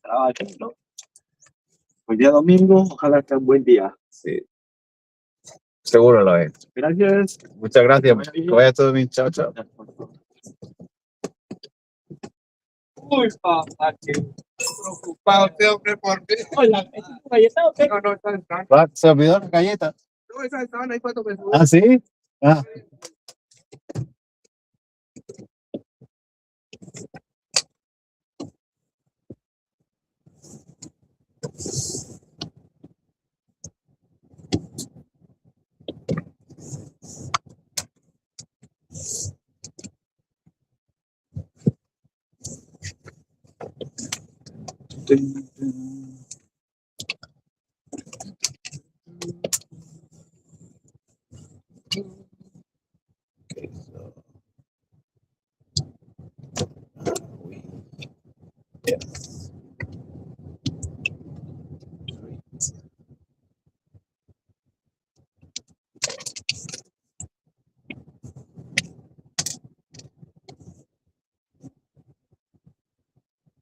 You've been disappearing wrong. Most people think disappearing from the internet starts with deleting accounts, scrubbing old posts, or switching on a VPN. But the real danger is in the data you didn't know was being collected in the first place. In 2026, you might think you only have one identity, but you actually have two. The identity you think you control and the identity that's being built behind your back. Your digital shadow is 10 to 50 times larger than the footprint you created intentionally. It includes where you go, who you talk to, the devices you use, and when you wake up, what you buy, and the thousands of micro signals your technology leaks every single day. And here's the part no one tells you. Your digital shadow regenerates even after you delete everything. That's why disappearing in 2026 is so difficult, because the entire system was designed to make sure you can't. In the next few minutes, I'm going to show you exactly how your identity gets reconstructed after deletion, where 95% of your data actually leaks from, why VPNs in incognito mode barely make a dent, how data brokers rebuild the version of you that you thought you erased, and what actually works in 2026, and what's a total waste of time. If you want the beginner's toolkit that matches everything I'm talking about, the one with the step-by-step starter actions, it's linked below. By the end of this, you won't just understand how the modern internet tracks you, you'll understand exactly how to break its ability to follow you. What's the first thing you must fix if you want to disappear? You can't disappear when the internet is held together by 5 little breadcrumbs you've been dropping since middle school. If you want to vanish in 2026, you start with your identifiers. These are the anchors that hold your entire digital life together, and most people don't even realize they've been using the same ones for over a decade. Your email, your phone number, the card you use to buy anything, the device you carry everywhere, and the browser you use for everything, from grocery lists to Googling. These 5 pillars define your online identity, and once you understand that, disappearing becomes a lot less mystical and a lot more mechanical. The fix is simple. Stop using the same identifiers for everything. Start with your email. Companies track you across apps, stores, and platforms because you keep giving them the same address. The easiest upgrade is email aliasing. You can use simple login, Proton aliases, or fastmail aliases. Use a different email for every service. Every login then becomes its own identity thread. Your phone number is even more powerful than your email, which also makes it the most dangerous thing to reuse. Swap real SIM signups for virtual numbers like MySudo, Hush, or Burner. This single change cuts more linkage than any VPN ever will. Then there's payments. When every purchase ties back to the same debit card, you build a perfect behavioral timeline. Virtual cards like privacy.com, Wise, or Revolut single-use cards break that chain for online purchases. And wherever you can, pay with cash. Next is your device. It's the loudest snitch in your life. When every part of your life flows through one physical device, cross-contamination is unavoidable. So split your identities. Use separate devices or at least separate user profiles. Have one for personal life, one for sensitive research, and one for private browsing. Finally, your browser is not a catch-all bucket. Use privacy browsers and isolate browser profiles. That means stuff like Firefox containers, Brave profiles, or the DuckDuckGo browser, although that one's not the best. Each identity gets its own isolated space. Once you break these anchors, the entire identity graph around you starts to collapse, because suddenly nothing links together anymore. But that raises the next question. If you break the anchors that define your identity, how does the system still manage to glue you back together? How do companies rebuild you even after you delete everything? Breaking your identifiers feels like freedom until you realize the internet still knows who you are anyway. Deleting accounts doesn't stop your identity from being reconstructed. And here's what catches beginners off guard. It comes from everyone and everything around you. Your phone number lives inside hundreds of contact lists you've never seen. When someone else syncs their contacts, it recreates part of your profile behind your back. Data brokers buy these scraps, merge them with old addresses, past purchases, leaked credentials, and your location trails, and they rebuild a version of you that you thought you left behind. Shadow profiles get created even if you don't have accounts. Apps leak your habits to third-party trackers, and browser fingerprinting identifies your device based on thousands of tiny signals, like your typing cadence, your screen resolution, your audio drivers, sensor readings, and the timing of your clicks. Even if you change your email and your number, your micro actions can give you away. And all of this happens automatically. But reconstruction isn't magic. It depends on one simple weakness: your fragments that still connect. Maybe you switched emails but kept the same device. Maybe you created a new identity but logged into an old account just to check something. Maybe you even used a VPN but kept using the same browser profile you've used for years. The reconstruction engine thrives on these overlaps. Breaking this means compartmentalization. Not completely deleting yourself, but giving every part of your life its own container, like its own email, number, device, or profile, even browsers, and its own boundaries. That's how you become unmergeable. If you're realizing, oh, I've been using the same email and phone number for 10 years, the toolkit I made for beginners walks you through fixing that. It's simple and free below.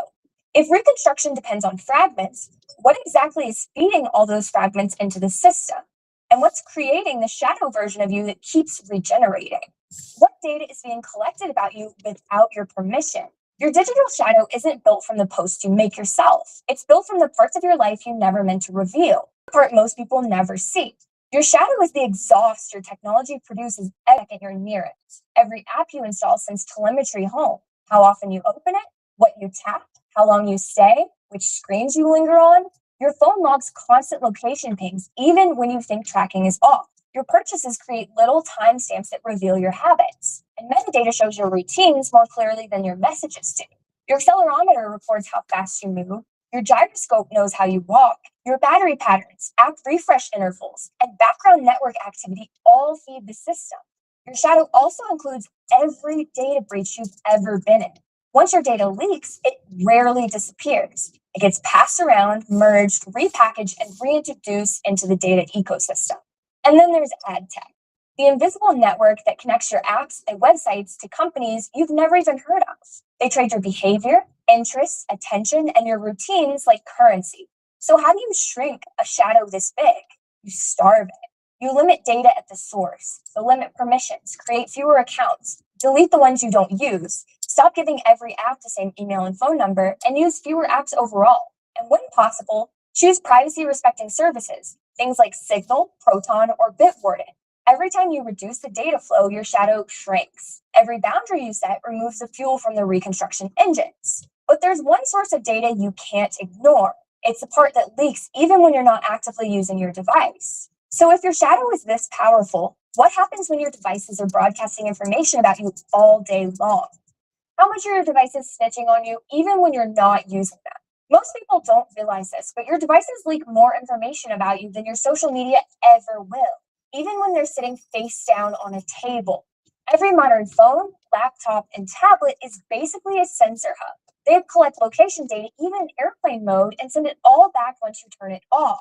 They record motion, proximity, Bluetooth signals, Wi-Fi probes, battery cycles, and silent background telemetry. And all of this gets logged, because this is how the operating system is built. Android sends bursts of telemetry through the day, even when it's idle.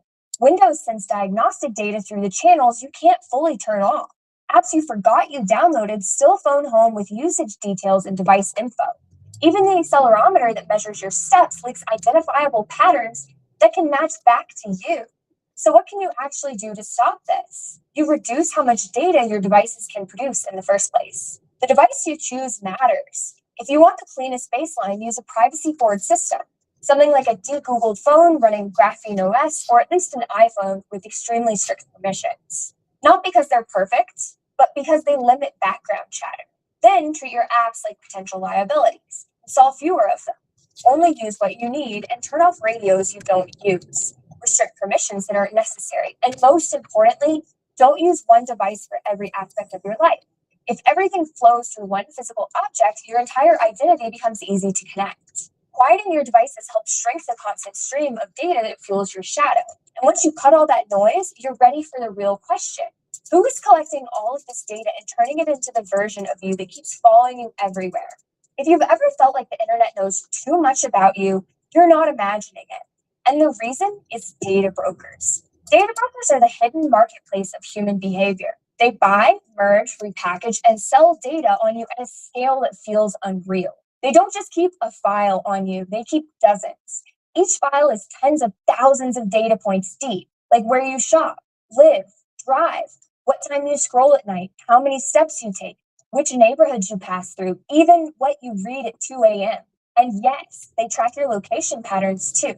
They rebuild the version of you that you thought you erased when you deleted your accounts. And they connect new emails to old ones. They merge virtual phone numbers with previous SIM cards. And they match your purchases across different payment methods. They even use IP logs, device fingerprints, and timing patterns to pull every fragment back into place. So how do you fight that?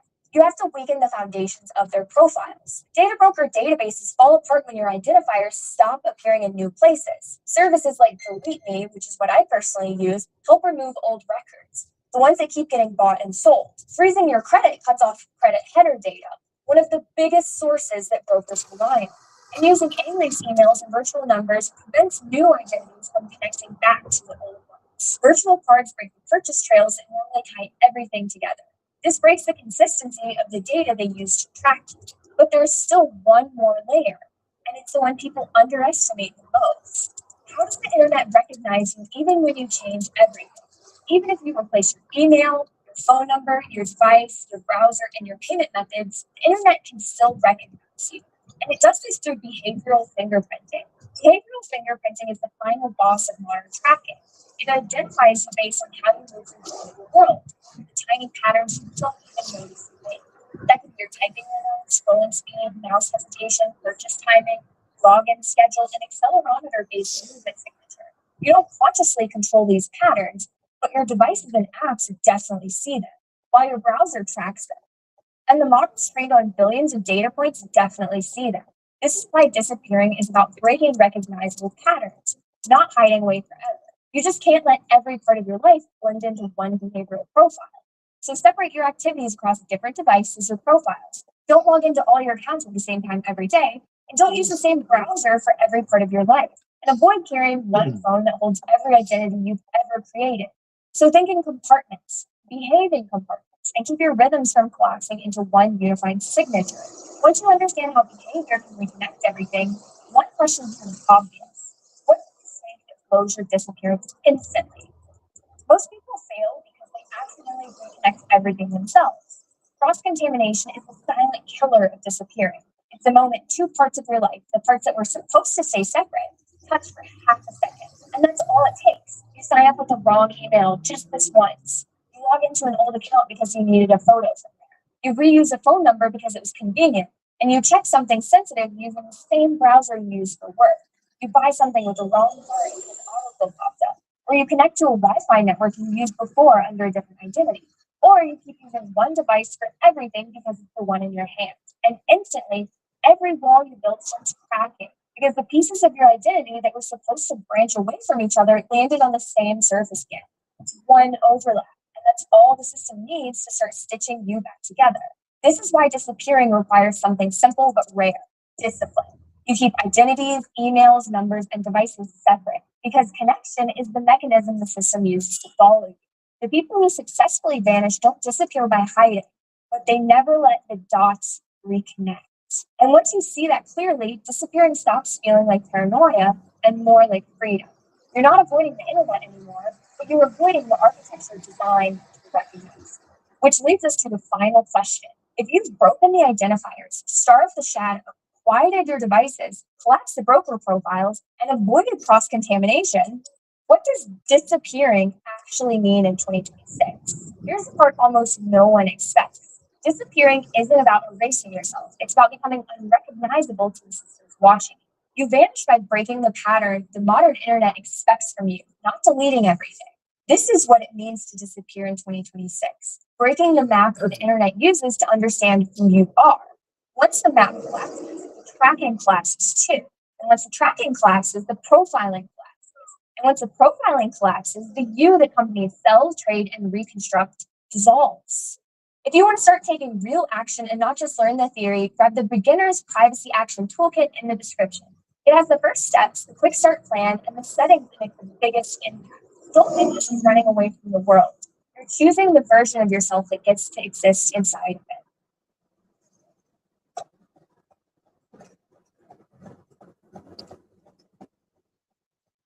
You've been disappearing wrong. Most people think disappearing from the internet starts with deleting accounts, scrubbing old posts, or switching on a VPN. But Wow.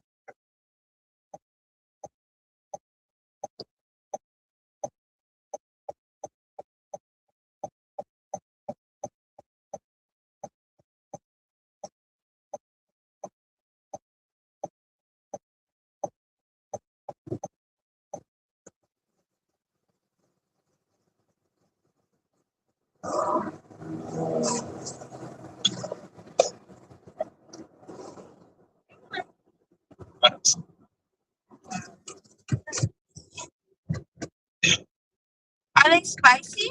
I like Mexican chilies, or are they not that spicy? Are they like what? Either we have a scale to talk against, or I could just say yes, they are spicy. Just like restaurant, just to say it. Labby, do you eat jalapenos? Or is that alien? What? You're badass. Okay, wait, about that. Yeah. I eat jalapenos. You're badass. It's just because, old enough not to eat soft foods, No, Wait, what do you mean by that? I don't care. Not mine. God, that's okay. Yeah, I'm disinterested. Who said I don't know? Yeah, Mark. It's up. It's up. You like that? Right? Yeah, right now. Yeah, what is it? I'm not. I didn't know Bob was such a hard. Or no, don't you understand, motherfucker?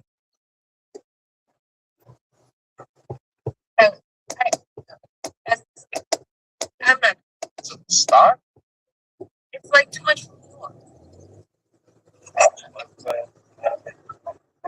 Yelling it. Oh my God. Like a savage?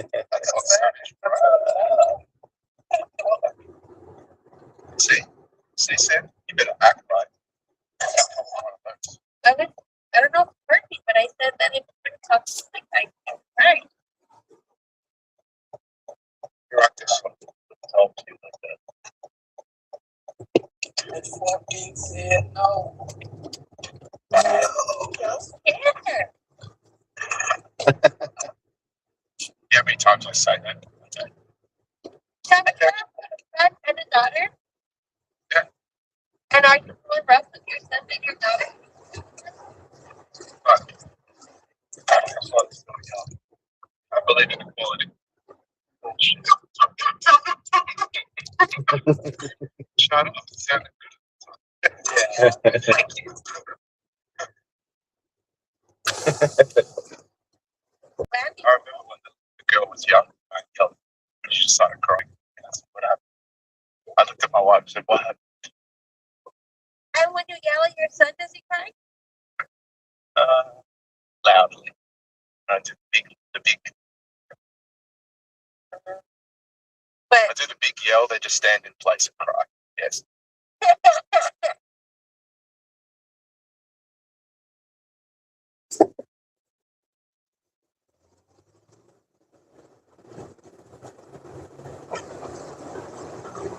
Less than 5 minutes. okay, God, doesn't mean No. stop. Yes. They're about to get our language.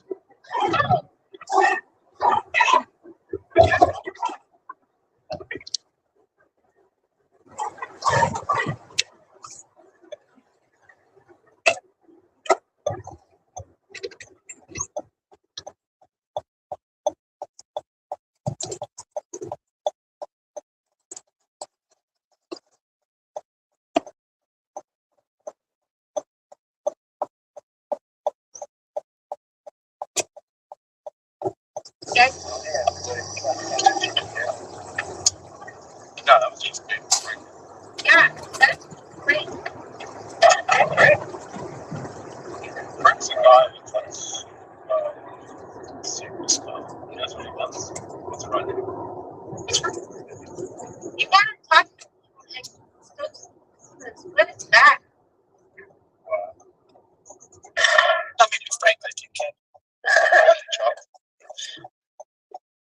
Even when my dad talks to me all crazy, I want to cry. That's crazy.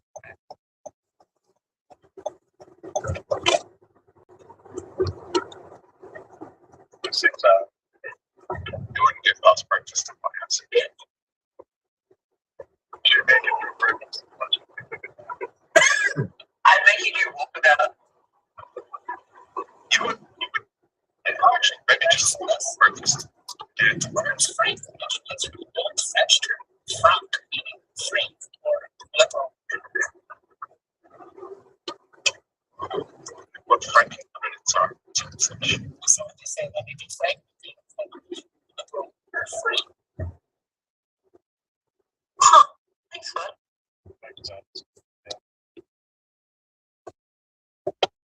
Be straight with you.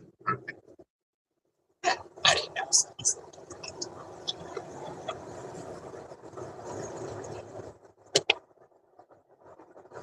Yeah. That's right.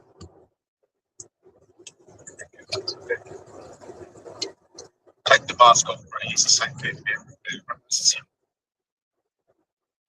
I was speaking to Lane Pillow. I've been in a long time. Fine. He's doing it for business.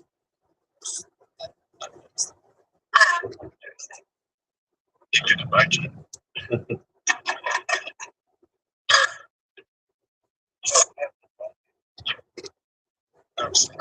Really making coffee. Actually, I think I heard him drop around the time he started getting upset at your kid. So.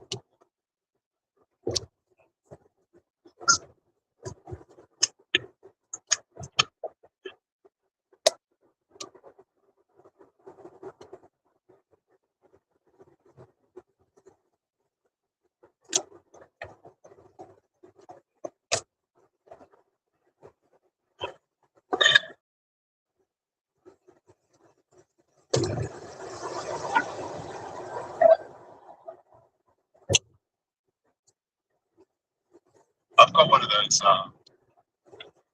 It's been a great. It's like a big fun. That's the last one.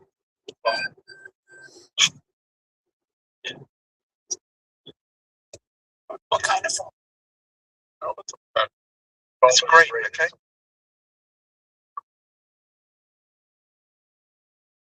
I love it. I love it. I tell this. I love it. Like that.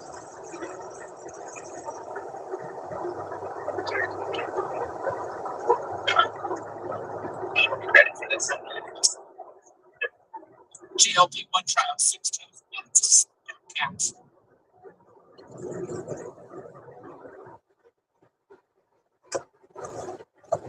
Maybe fat cats is a bit of your press. This is cats or something. To make them lose weight, bro. Wow. That's hard.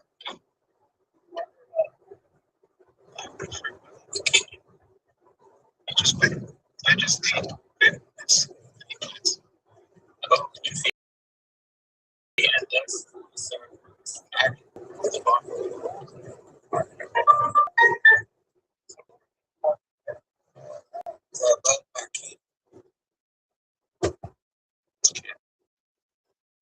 yeah, fat cat is.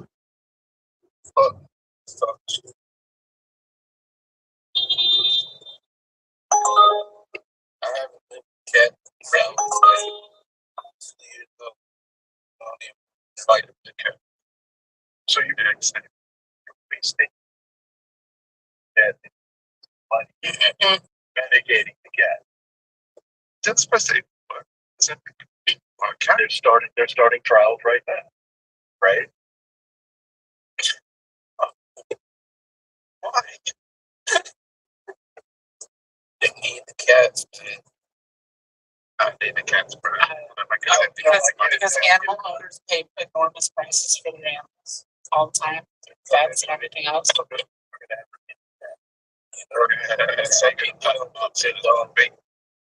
Some people don't put their animals down; they just keep buying bills, paying bills. Yep. 20-year-old animal that's no, they're still good. He's blind, bullseye. I have to feed spoon feed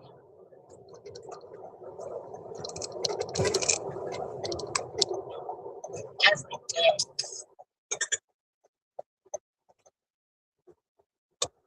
But they put him down.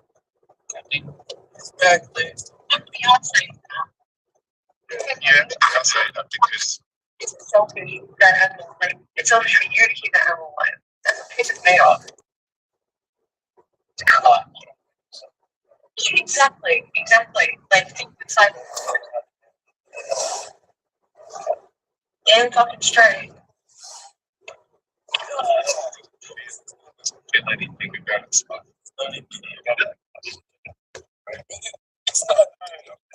They just leave on current information. Yeah.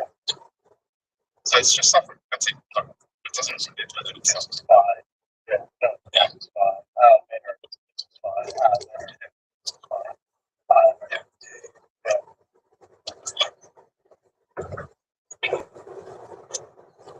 You didn't say that. I was in it once. Yeah. Sometimes I'm responsible.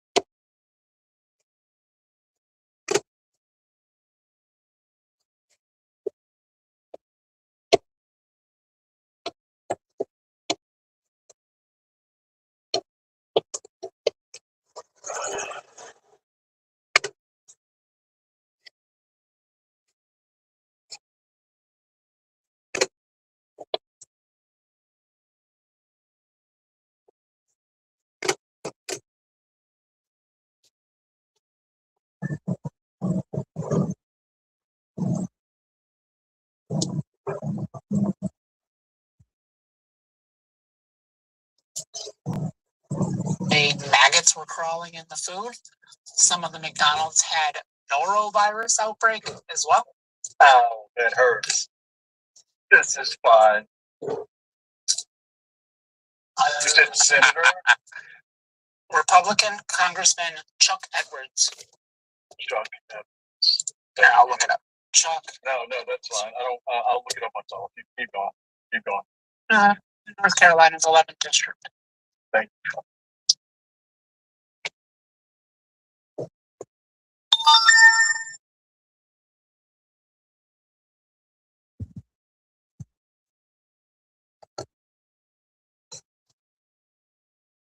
Runs his restaurants. How is he running his district? Oh, he's busy running the district, man. Kind of like help people shoot. This one popped up on establishments. My shit.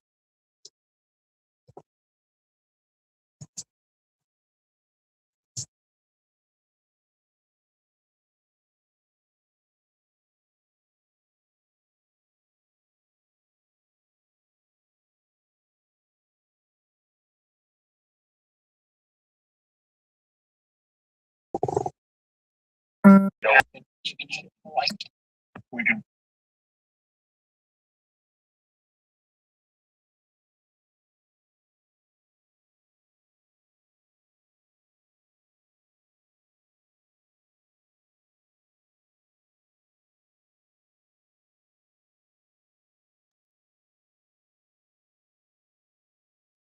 I believe.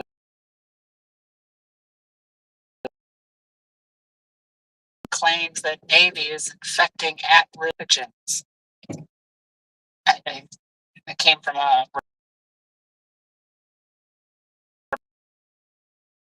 just be bullshit just to piss people off. Wait, no.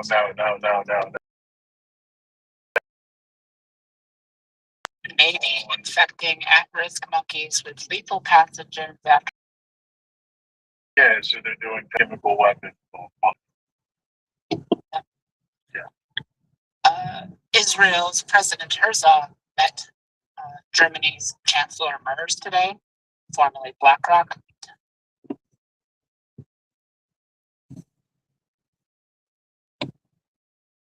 Germany has a huge role to play, both in Europe and as a very important country in the world. We're facing an empire defending Europe. Who said that?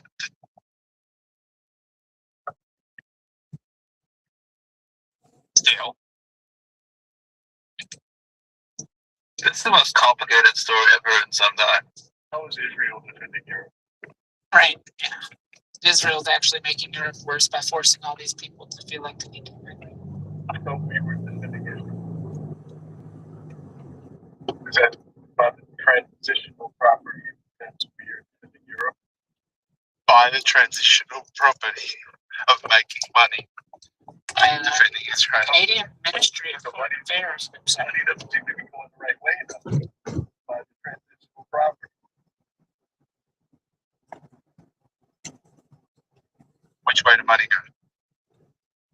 Hi. Which money?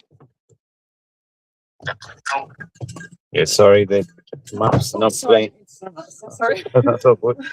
Yeah, maps is not working pretty good today for some reason. So crap sometimes. Yeah. Oh yeah. Good, thank you. How are you? You're going terminal 2 domestic?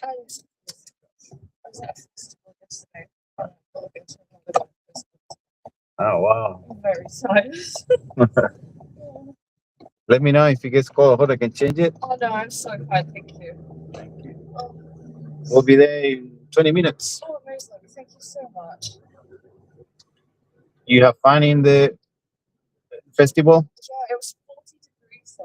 Ah, yeah, Like true. outside. That's fucked. Yeah. You can't, that's not fun. It's too hot. So today it's going to be raining and like 30 degrees. I'm not nice. It's so much better. Way better, yeah. I never thought I'd wish for rain, but there we are. Australia does quite a lot of keeping it cool though. That was nice. But festivals are fun when it's a bit of heat. Yeah, but 40 degrees, everyone was just like you couldn't drink. All you could do is just down like liters of water because you were like, because we went in the pit to have fun, and then you're just like, I might die. I've never sweat like that in my life. Yeah. Because we were in for like maybe 5 minutes, and everyone's just like, they start standing really still, and you're like, okay, cool. Everyone's having a bad time. You're not alone. You're not alone. Yeah, right. Because you just watch people's faces slowly go like just really blank, and everyone's just far too much. Yeah. It was so fun. I've never experienced it. Who was playing? There were two. Two. I've seen them a few times. They're not my favorite festival match because they're quite like For chill, to chill. Yeah, it's not a festival. right, and I'm like, that's kind of fun, but yeah, It's not as uplifting. yeah, which is kind of what you want at a festival. Yeah, that's right. Yeah. I'm like, if I've got to be somewhere all day, I can't have chill. I need to be like awake.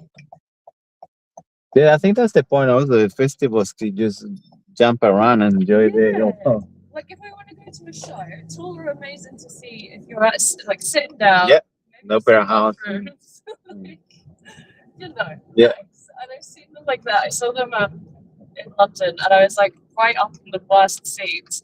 But their like show plays to everyone in the venue, so it's actually really cool. But yeah, festivals are so Yeah, a few bands like that, and it's good to watch it sitting down or that some. Yeah, we sat down. Like, I stayed for about 20 minutes because they were last. So I stayed 20 minutes. I was like, I need to go home. Like I have finished. So who else wasn't the big names? The top. People dropped out because like family emergencies, and like Visa played. They were fine. Yeah. And then like so it was heavier. But it was a really weird lineup, I'll be honest. I don't know who put that lineup together, but it was really fun. So it was just such a mix of like, I just didn't really understand. I had fun. That's the main thing. And just Yeah. you have And fun. everyone else seemed to as well. It was quite nice. So I went to the one that's here, Vincent Hill Park, February, March. How was it? Was it? They have Hellfest. Yeah, Slip. And that was fun. But trying to leave there was the worst. You have to like walk. They make you walk miles to get out. Yeah. And initially I was like running because I thought, it won't be that far if I run in theory. And then it just kept going, and I was like, I'm just gonna get in the car with any random person at this point. Festivals always have a good experience. It's always good. I work in music. I used to work at a lot of festivals in the UK. Oh yeah. Really fun. The Europe festival are so different. That's so different. We have days of festival, like 3 days. We got the green fields. We got you name it. So many. It's insane. I love UK festivals. That's the one thing I do miss about the UK. Like one of the only things is festivals because they've just got it so good there. Goes for dates and you sleep there. Yeah, like this. And there's so much, and if you miss something, it doesn't matter because it's like 4 days. Yeah. So yesterday they had New Found Glory at like 1 o'clock. Well, 1:30, and it started at 1. So everyone was like just really confused why New Found Glory were on at 1:30. It was like, I swear they're bigger than that. So I want to see them today, which is why I get this early. And I really don't want to. You don't want to miss it. No, because I've not seen them since I was 19. Long time ago now. It brings you all the memories. Even if you don't really like their music that much, it's still like, oh. You see, music is like a smell. So smells that you smell something like, wow, that brings me back to, So nostalgic. Yeah. Nostalgic music. Like, I don't even listen to this anymore. Like these, I listened to since I was 15. And I was like, 20 years ago. I really haven't listened to them since then. And then we knew the words like 5 or 6 songs. And we were like, this is really confusing. Because I haven't listened since I was 15. So that was nice. That was just, nostalgic. It was just, I love that about it. I find they're doing a lot of nostalgic festivals in Australia. There's so many. It's really good. That's the one thing. The lineups have been like so great for me personally. Yeah. Whereas in the UK, there might be like 5 or 6 bands across the 4 days I really want to see. Whereas here, I wanted to see like 4 or 5 each just on the one day. You've been in Spain. We do like Primavera Sound and I've been to Spain, but I've not done the festivals. The festivals are amazing in Spain. highly recommend it. Yeah. Best experience. So many of my friends went, and you watch it, and you're like, oh, Yeah. damn it. And it's really the experience. That's the thing. There you get the experience of sharing all night until next day, and then organize what band you're gonna watch next to, so you don't miss it's all the maps, and I don't know. That's different experience. And It sounds. So I need to do it. last one when I went, it was on the south of Spain. It was on the beach, and it was massive. I remember there were big names that you could actually camping just next to the beach. So it's so good. That's great. Because you finish one band, you go to the tent, you eat or you enjoy. Yeah, and they go to the beach. So you hang out with your friends. You can even make like a little fire and then just play music there too. That's the UK used to be like that. Like you could do all this stuff, and now there's so many rules. The British people, like absolutely, we just can't trust it. Put us in the field, and suddenly there's no laws, and we're allowed to do whatever we want. And it's a real problem. That started happening in last few. That was even before. They used to do one in the desert, and it was almost like even before Burning Man. So it was in the middle of nowhere, nothing around, just the festival, and it used to move the whole the whole thing. It was insane because you on the desert and the people around, and you get caravans and you get the all type of people, and then you go Cypress Hill, Snoop Dogg, or things that it was like, wow, that is crazy. Insane, Yeah. And my first one, I was 18, was also in the bush, like really into the forest, inside forest.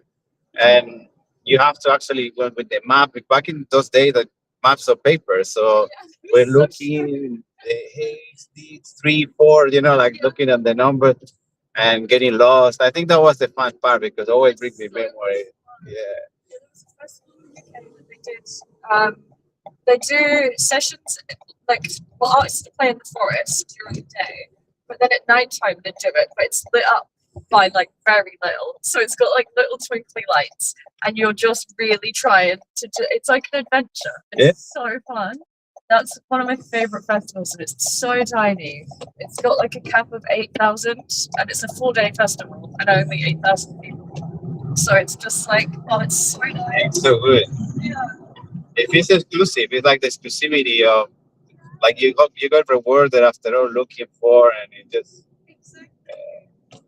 And like if you do get lost, which happens often, because there's no phone signal either, so you're completely off grid, and you're just hoping for the best. And More people, you find more people. I remember the more people we start finding, the more fun, because we are lost. So you have a knowledge of one thing, you have another knowledge, so you kind of get help from other people and know more. Yeah, everyone's together, you meet them. Because like you have that in common. If you're all lost, you've got that like mutual, okay, cool, we need to figure this out. I love that. Yeah, it forces you to socialize and things that never you do in a normal situation, that force you to create that friendships that you never expect. And exactly. And then some of those people you're friends with, yeah, it's wild. Actually, it's so true. So many of my really good friends are from festivals. Yeah. And then like my best friends now that I've known for over a decade. But I'm so excited to go now. So thank you so much. I was really tired. It's just like not in the mood to get on a flight and go do the same thing again. It is worth it. It's exhausting, but the end result is the best. That's what we take, when people think let's buy things or let's get money or but this material. What we take it when we die is that experience, that 100%. So I was lesson. I booked my flight at 1 o'clock this morning. I was like, oh, okay, let's just go. I'll do it because my friends are playing in London and I know them forever. So I'm just so excited to see them. I've just at like 5 p.m. So I was just like, oh, fine, let's fly to Brisbane. Also, the part of Australia there is more laid back, so you find more closer, more friendly in a way. It's so friendly. Brisbane was the first thing I flew into. I flew in last year. Like, I was only there for a few days. But I loved it. But yeah, it's just a little Yeah, Sydney is more work. I find it's a working city. I'm not. I grew up in Florida, so I really like laid back. It's the best. Yeah, because you experience more together with people. And I'm not big, I hate when people are just, instead of socializing with you, they're like thinking about what music's on, thinking like they're doing everything but being present. And I really do enjoy that. So, yeah, that's one of the major things about, like, I think Brisbane, where, yeah, because it's not that big of a set, it's good. Whereas Sydney is very transactional. Yeah, 100%. It's becoming transactional. Yeah, Because, it's so expensive. yeah. Like it's as expensive as London, but the money's slightly better. Yeah. Just but the rent is. It really depends where you are too, but at the same time, the further you go, the more you spend in public transport, and it becomes more like you're saving one side, but spending another. So it's like a never end. And mine's like the time thing, because I hate spending time traveling. I like everything I do. If I'm having to go to work, I'll like make sure I have enough time to do my makeup and hair on the way. So like I'll do that just so that I get a bus for the train and I have time to do my hair and makeup on the way. And I'm like, right, that's a perfect journey. So that I have 20 minutes or 25 minutes to get ready. Because I'm not wasting time at home getting ready. If I have to travel for 25 minutes, then I'm wasting minutes. But that's smart. I think that time is our biggest currency. You can't buy time. So yeah, if you use it efficient, you enjoy more everything. I don't realize how long the journey is because I've been like doing things that I would be doing at home. Yeah. So it's like I don't like a journey that's longer than half an hour. So my commute has to be 30 minutes. Yeah. Or around of sitting down. And then I'm like, that's fine. But an hour, I hate that. That's a long time. Yeah. So I did look at living further out, but I was just like, that's not happening. I'm not. It costs you more in time, and time is valuable. Yeah. And I'm not so. Some people call me lazy, but it's just efficiency. It's like, Exactly. It's not laziness. I think lazy. And I don't know why people think taking the long way round in life is the way. I'm like, no, you just haven't found the right way yet. Yeah. That's like stupid. And everyone's ways is different. Like everyone, you can't tell someone to get that way. Oh, yeah, exactly. They do their own way. I'm not going to argue. Yeah. As long as you're happy. That's it. And that's what we learn. Because we have to do our journey. If you're trying to do someone a journey, you're comparing yourself, and that really ruins your your experience. It ruins it for both of you too. People need to experience we need to experience like loss and rejection and like all of these bad feelings. Absolutely, it's what makes us stop making mistakes or like the same ones.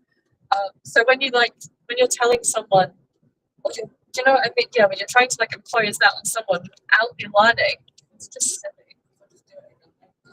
Yeah, it's if you haven't experienced that, like someone can tell you, but you need to know. Yeah, exactly.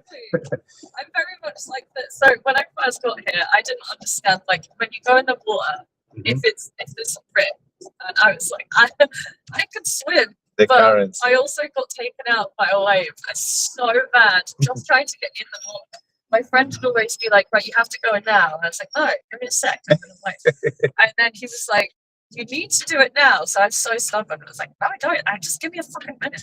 And then this fucker like took me out and then like it just kept rolling. They were like the washing machine, I call it. Yeah, it doesn't. And I was just like, I ended up, so it took everyone out as well. So I ended up with like 3 men like stood on top of me and I'm still underwater. And then like I get up and he's just looking at me and he's like, if it doesn't, I won't do it again. But it was, I really just needed to learn. And now I'm like, right, God, Australian is definitely wilder than it is. I ended up with whiplash. I was like, I'm just trying to have a nice swim.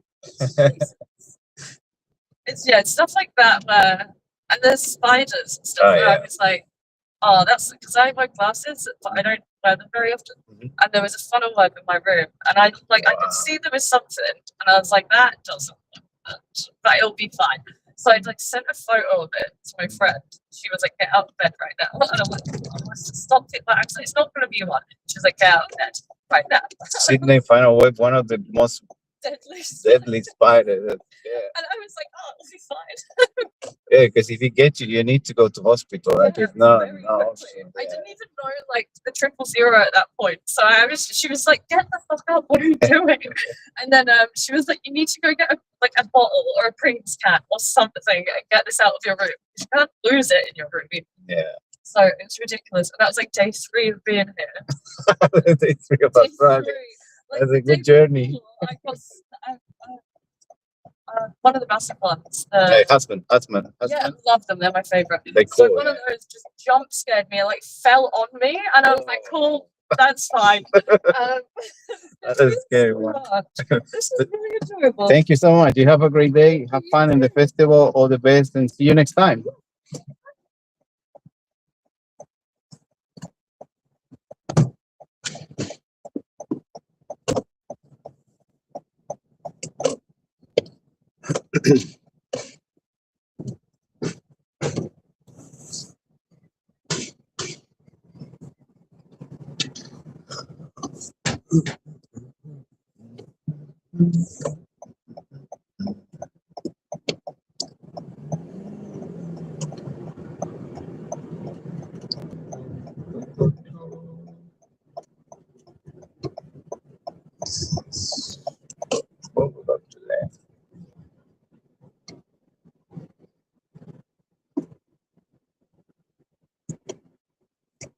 DC right now to talk about the Air India crash that happened. Boeing's trying to get out of paying all that big monies. They're going to have to pay. We need Ed here to talk to us about what happened there.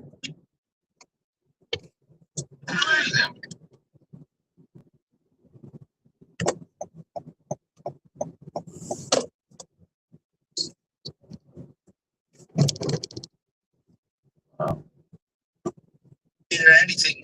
Berlin just legalized secret police break-ins to plant spyware, state trojans for hacking phones and cracking encrypted chats, and mass location tracking and facial recognition. Oh, fuck that. I'm going to Bluetooth mesh networks, bro. That's it. I'm done. Including the right to secretly enter homes and hack phones. Yeah, I believe that shit. Did you hear that? Yeah. Okay. You can thank Jack later. Okay. Just today, Israel killed 5 Palestinians in the morning. I'm talking more now.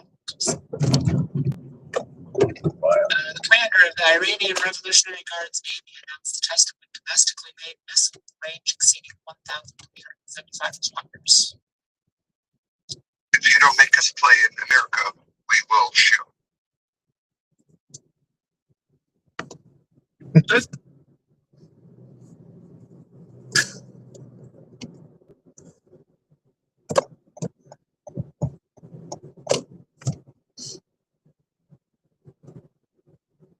Twilight Zone.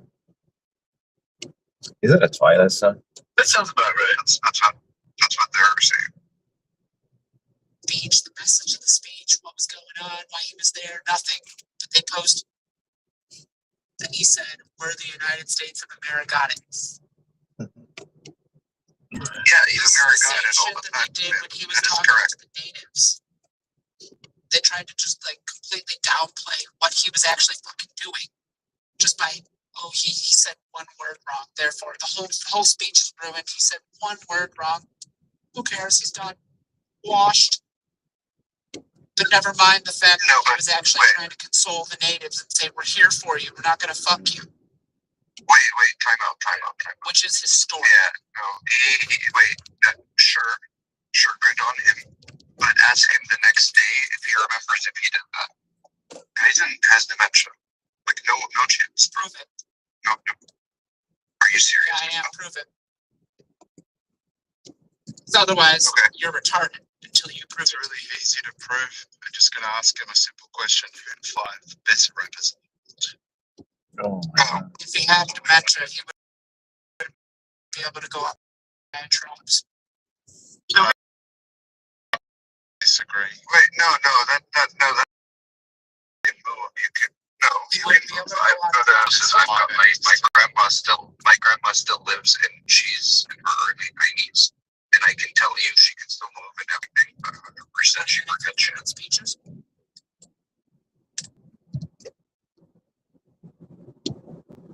True.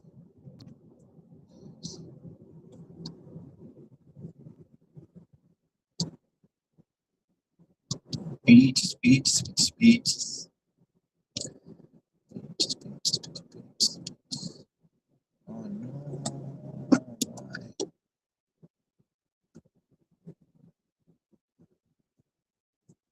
Speeches. Let's call it about 3,000 people are protesting. 14 hours ago. About 3,000 people protested in Berlin against Germany's new military service bill. The young Germans call it unfair to fight while schools, pensions, and climate initiatives lack funding.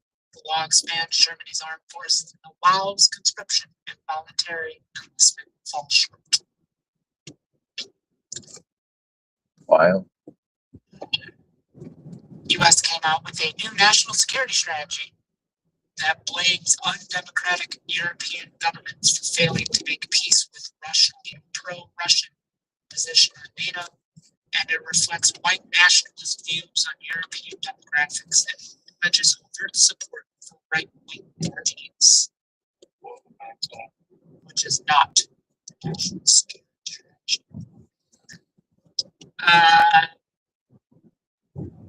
Nick Fuentes and Ian Carroll are feuding. The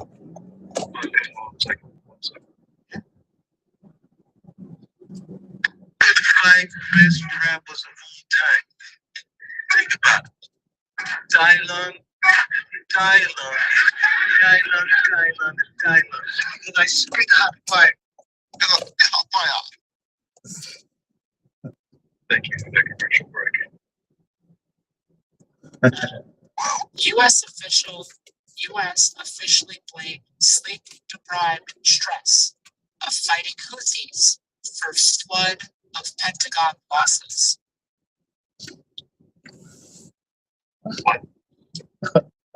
In quote, a probe said the Navy is not ready for extended combat.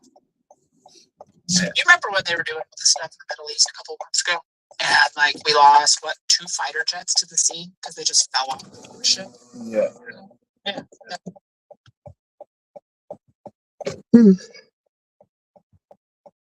Oh my God.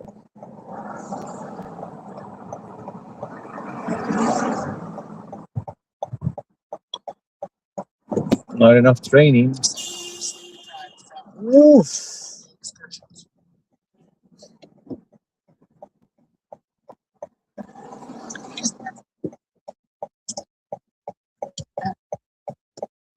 But of course, just blame the brown people.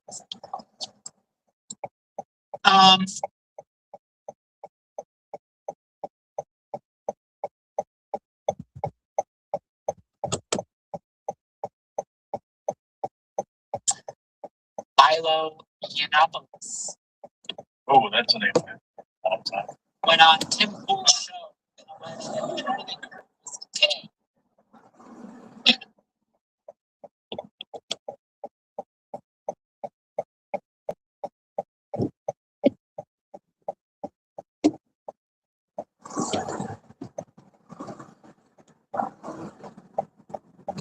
Wildly.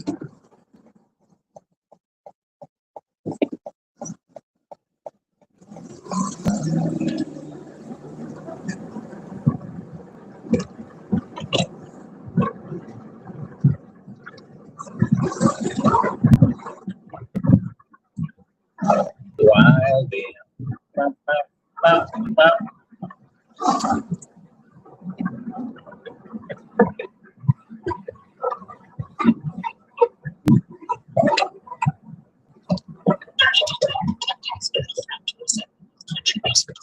Alexis Wilkins to escort one of her allegedly inebriated friends home after a night party in Nashville.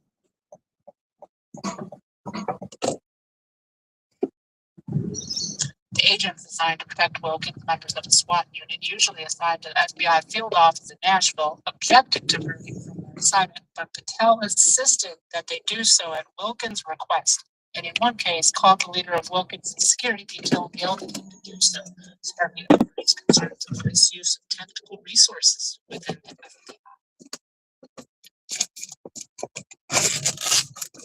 Former Air Force Secretary Frank Bradley says, former Air Force Secretary said Frank Bradley would be court-martialed under the case. Trump administration has removed MLK Day and Juneteenth as free entry days for the national parks, but they have now included Trump's birthday as a free entry day to the park. Wow. They released footage yesterday of another ship that got hit from the US. They're saying this one was carrying 20,000 pounds of cocaine. I'm going to put this video in the chat. And I would love you guys to tell me if this boat can support 10 tons.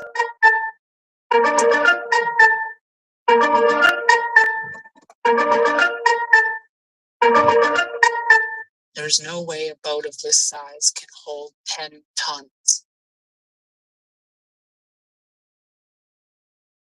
Bongi, you're the boat expert here. Yeah, you're the boat guy. Can I hold 10 tons of cocaine on a boat, Bungie? Small little boat? Can you what? How much cocaine could you hold on the boat in question? Having to engine. What are we doing now? We're holding cocaine on a boat. How much can I fit?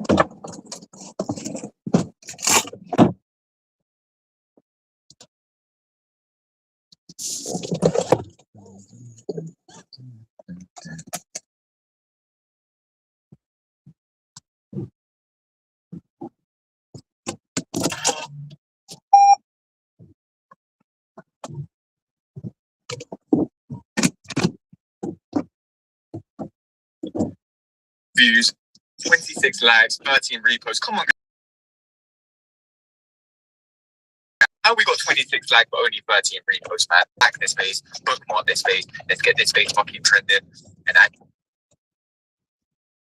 Let's fucking go.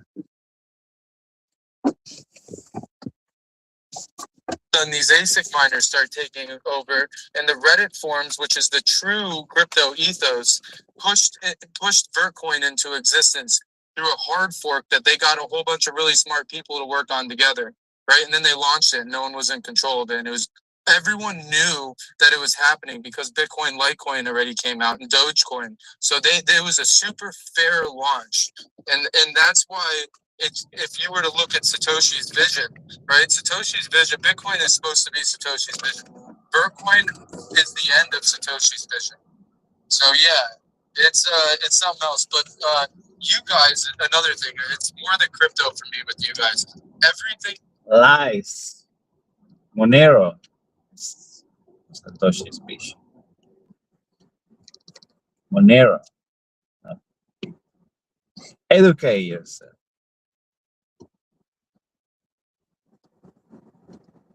Just kidding. I don't know what I'm talking about. Yo, nice PFP, please. Yeah, you like my boobies? Yeah. Fire. K-Money, would you ever fight anybody in the space for a boxing match like that or no? Yeah, I'll take on Mika. Maybe if you hit her hard enough, she'll stop being so schizo. Yeah, dude, I love you. You can show me Bitcoin, but you gotta chill, man. Yeah, I mean, I'm down to do like K-Money Bandit and I, like, Team Iran versus, like, Team fucking, I don't know, whoever else. Team Schizo. Team. I got an idea for the other two. I'm down.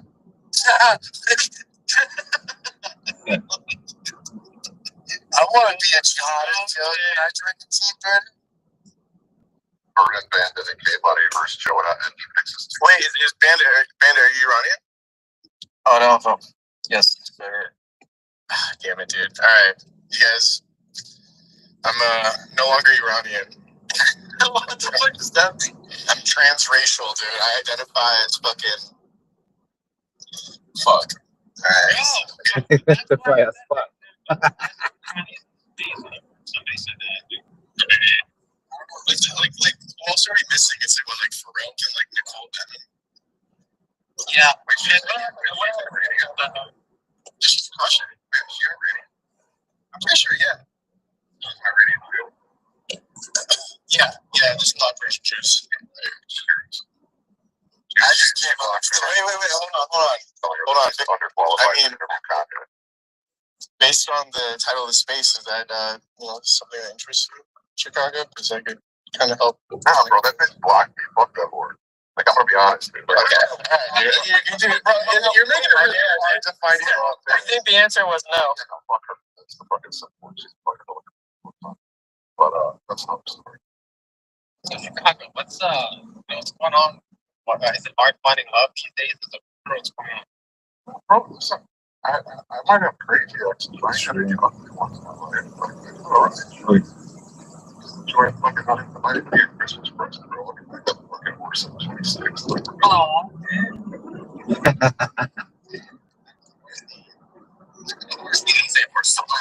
might be looking at art next weekend. I just have to go. That's a whole other fucking story. Here we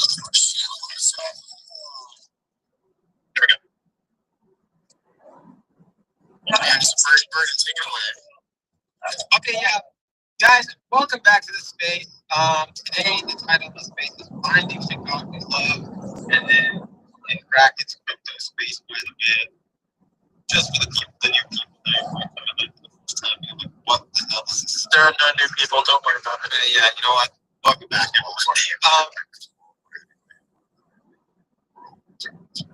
Hold on. Let me say a few. Number one, bottom right hand corner link comment between it is the best space we have already. Thank you very much. And also, I don't know, dude. I feel like there are a lot of hidden gems in this space, from guys to girls. You guys just like, I feel like everybody's shown the wrong things and looking in the wrong places. That's what I'm gonna say. What are you talking about? You know, I don't know, dude. I feel like you can find love in Web3. That's so hard to believe, you guys. Yeah, that's pretty hard to believe. Sounds terrible. I actually really tried this. I don't know if you guys have it. It was just I had to deal with the gentleman, and sometimes you think people are just being funny and facetious here. That's just who they are, for real. I just don't know many women who want to date like a degenerate gambler who has like interested in 3 seconds. Listen, this is what I'm saying. Like, this is the problem, okay? Is that Web3 guys have been put in this like bubble of like this. Hey babe, I gotta go for today. I gotta go do a Twitter Spaces. His name is called OX Rapist. I'll be back around 6. The problem is the guys in space have been put in this bubble of like super degenerate, Discord mod looking, unhygienic. Like, this is what I'm hearing about the men in this space. And I have to take a stand here, okay, and say, listen, sure, people like that exist. There's bad apples in every basket. There's nothing wrong with an apple in every basket. One thing as a woman though that I found in this space, here's the thing, is that the men that aren't those, all of them are married with children. Okay. That one. I love my girlfriend. He married with children. Right. Still hiding in the closet in their wives' dresses. Right. That was very specific. I couldn't fit my girlfriend's dress. She's a low BMI girl, so. Oh, the best. Easy out is hard. Anyways, guys, listen, Bandit's looking for size 15 stilettos. Bandit's looking for a girlfriend. Kuru's looking for a girlfriend. Sol's looking for, actually, I think Sol's happily married. Bad Brothers is looking for a girlfriend. Okay, Chicago really is looking for a girlfriend. Listen, Chicago. I'm not looking for a girlfriend, just a co-parent. Like, Okay, there you go. Yeah, I'd like to break up with my girl and 4 kids for Christmas. Listen, genuinely, if there's anybody here in Chicago, but you live in Chicago, if you live near Chicago, okay, and listen, he's got a cute dog. He lives in Las Vegas. I'm still primarily Chicago, but like, let's go to Las Vegas. I'm gonna say no to Chicago for this. Why? No, like winter. Sorry. Oh, I go to Vegas in the winter, but if you're from Vegas, like, you're automatically X'd out. Like, I'm not even from America. So take money, big man, right now. Lock in money right now. Most women in the world are Vegas, number 1. Florida, South Florida, number 2. LA, number 3. Number 3? You don't know Toronto girls. Toronto girls are there as well. Did someone put a sock in this lady's mouth, yo?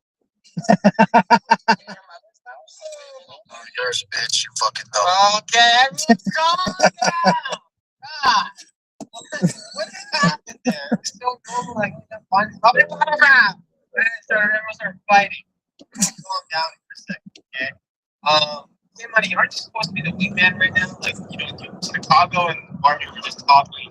There's one woman up here who's not even in the States. What is he wingmanning? Like, what are you talking about, brother? Listen, I heard everybody's You know how long it takes me to get through customs in fucking Toronto?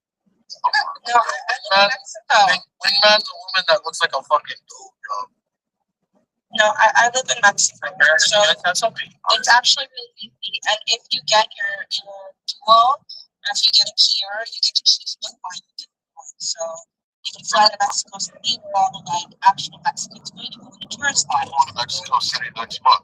What do you I should bring caution to the all the Mexico City next month. My middle name is Ahmed, so I'm talking about it much airport. Like I'm just kind of my middle name's Ahmed. Like I'm not getting through customs easy, but Toronto, fuck that, bro. Like Toronto, like it's a 4, 5, 6, 7, 8 hour ordeal to fucking get through. They always try to like blackmail me or fucking ask for fucking favors. Like it's tough, dude. Did you go to the bathroom? Last time they asked me for fucking train tickets after they fucking had me stuck there for fucking 6 hours. That's what they asked me for. They said, which one of you guys is getting my daughter into the concert 6 years ago? That was the last fucking time. Yeah, Toronto sucks. I would never live there again. Period. They misclassified my criminal record from when I was 16, and I just never got it fixed. You know, it's funny because it's a lot easier to have problems at the border coming into Canada from the US than it is the opposite way, ironically. If you get a DUI, you cannot come to Canada. Oh, you can pull up the record. I got a DUI when I came to Canada. Morning. How are you? Going to the airport?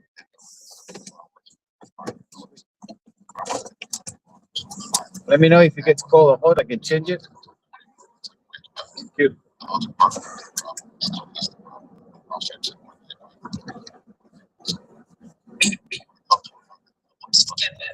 When the Blue Jays almost played the Cubs in 2016 in the fucking World Series, like I called my lawyer and asked him if he wants to go to all the games with me. I'll pay for his tickets, like just so I had a lawyer would be at customs. The chemistry here is palpable. You guys should exchange contact information.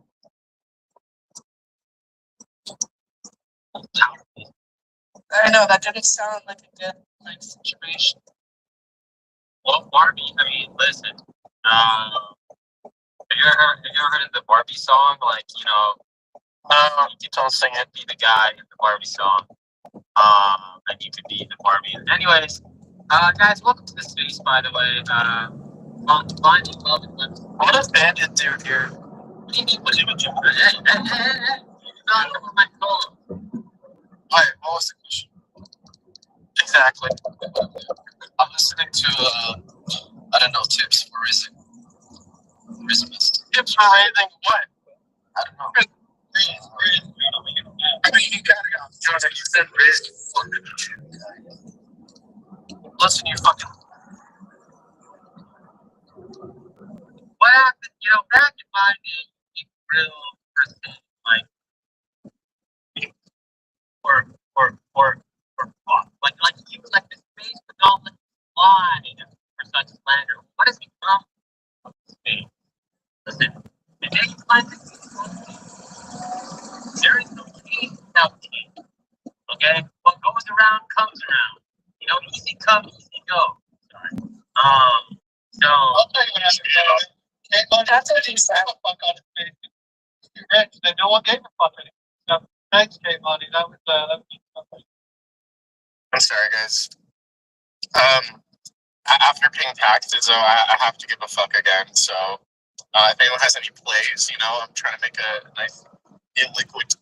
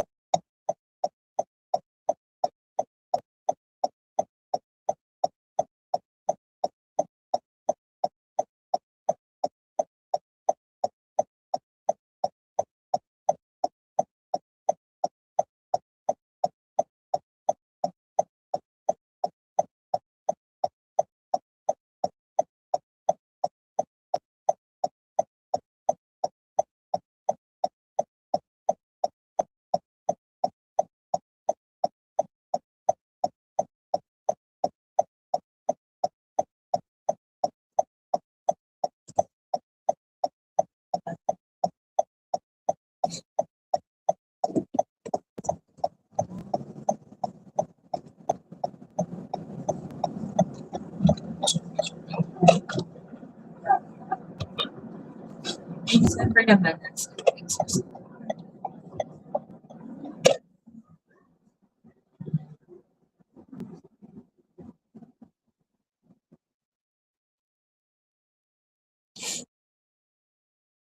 Ayun, sisira ka. Next year.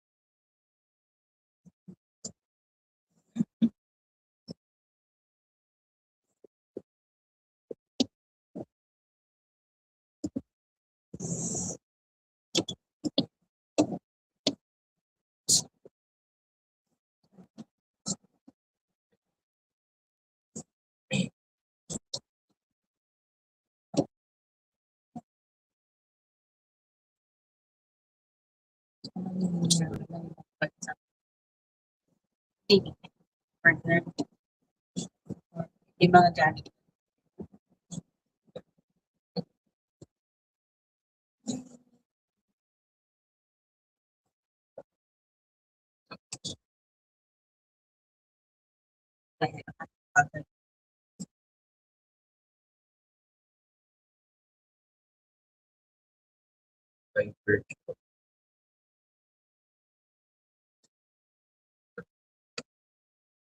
Interview ka.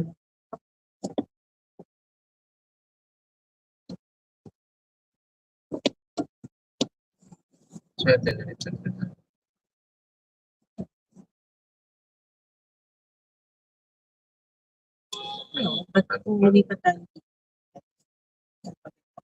Ayun. Kasi yung train. Okay.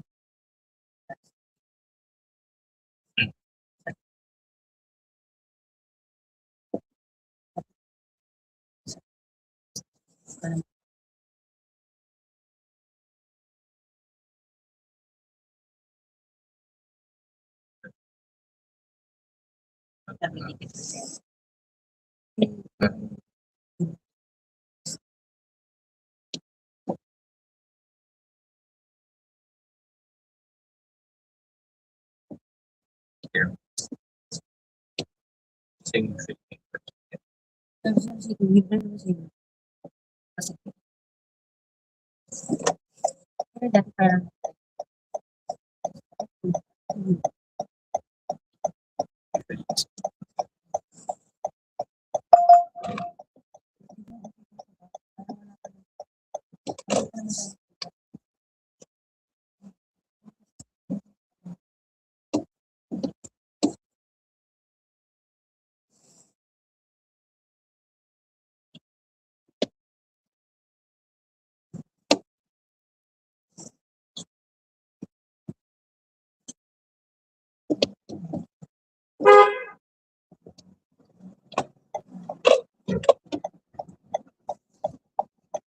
Here we are. Thank you. Hope you have a great day.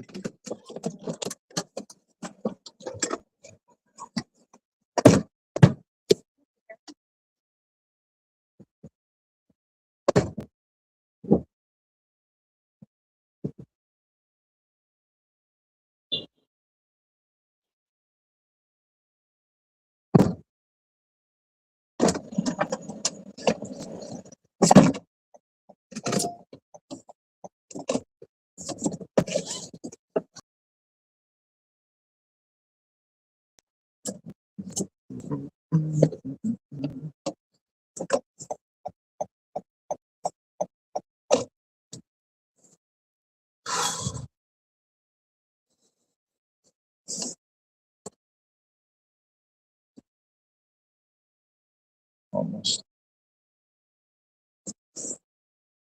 3 hours. 3 hours, 3 minutes.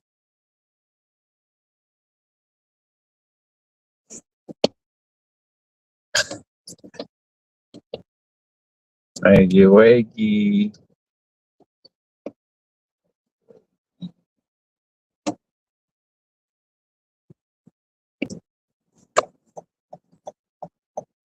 He's a trader.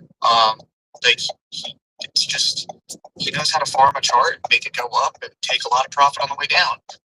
Like that 6.5% clip was about 50K for him, but he earned 50K creator rewards from the volume when he launched it, on top of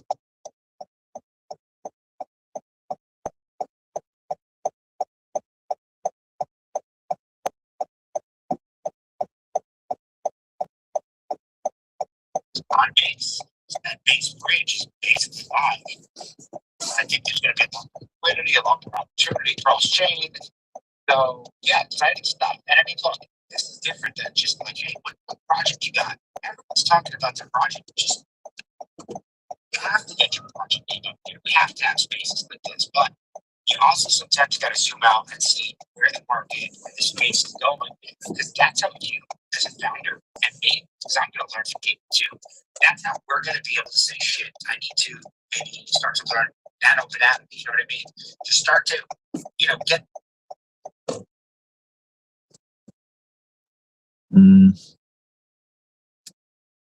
That's annoying.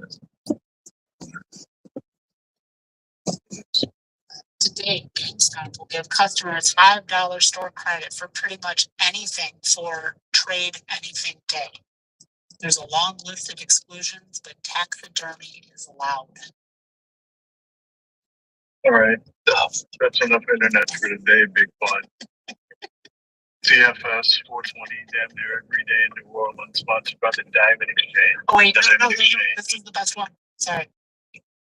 CNN. Trump has hired a new lead architect for his White House ballroom project. Several sources say that there's been disputes between Trump and the original architect about the size of the ballroom, with Trump wanting a larger version.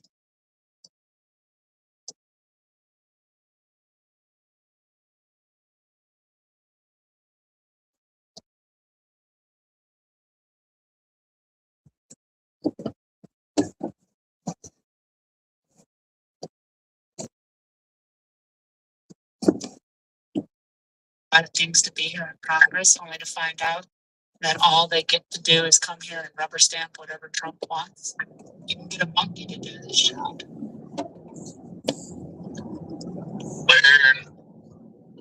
An advisory panel on vaccines voted to drop the decades-old federal recommendation that all infants receive hepatitis B vaccine. I'm actually proud of that. It's a recommendation, it's not a requirement. Italy warns crypto firms to meet year-end week deadline or shut down. Cloudflare went down. Lots of shit went down. Cloudflare, there was at like 3 warnings. OnlyFans went down, a lot of people kept going. Okay. Okay. Jupiter Radio, OpenSea, Coinbase, Canva, Fortnite, down to chapter. Cash App, Shopify, DoorDash, LinkedIn. LinkedIn is an appropriate Goonie alternative. Depends on the connection.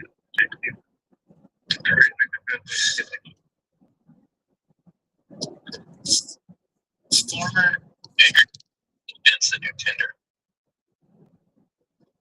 this one PBS. This is the source. So 2 days ago now, the White House is expected to submit plans for Trump's new ballroom to a federal planning commission before the year ends, about 3 months after construction began. Makes sense. If people don't see the big issue with that,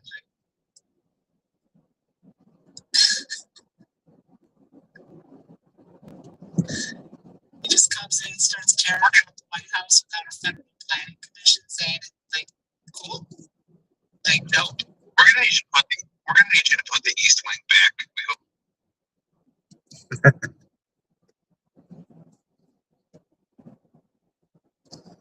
Twilight Zone, episode 3,300,000,000,000,000,000,000,000 episodes. Season Got one. Started combat last Uber and command high castle has passed away after a stroke at 75. That makes sense.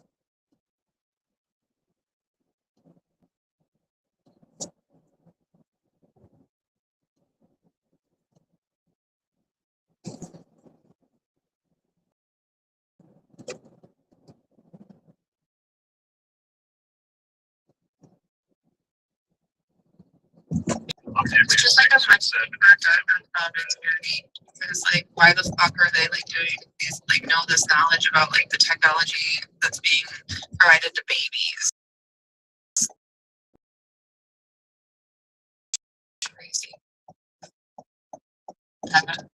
After his double-digit scoring streak ends tonight. The historic run from January 6th, 2007 to December 4th, 2025. Wow. People are now saying this proves he's not the GOAT. Oh my God, let the man get older. Suck. Dan? He hit for a 9. They're fucking, everybody lost their mind. Yeah, they're fucking idiots. Like, they're dumb as fuck. Nobody in NBA history holds a longer record. And LeBron James is funny. If you haven't seen him in Trainwreck, he's hysterical. Wow. During an interview, on the 4th. Happy International Women's Day, JP. Is it?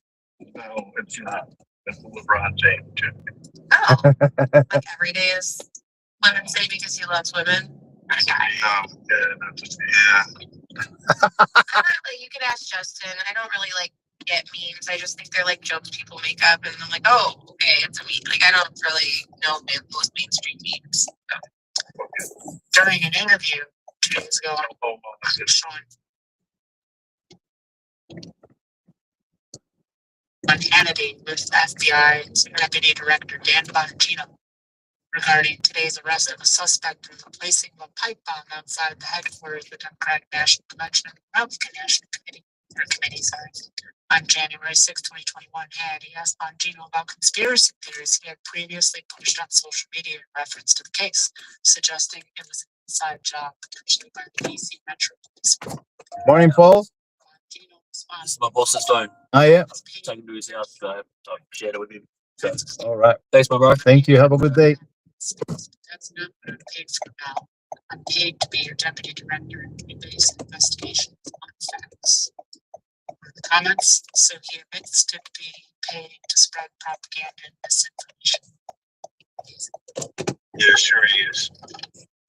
A powerful sandstorm swept across one of Australia's largest underground gold mines on the Mead Desert. This sucker looks like 30 feet tall. It's huge.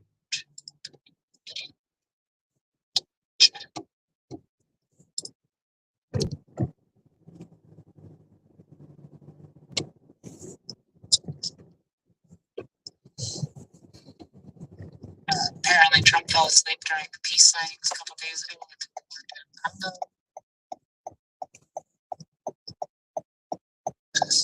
I could use a nap.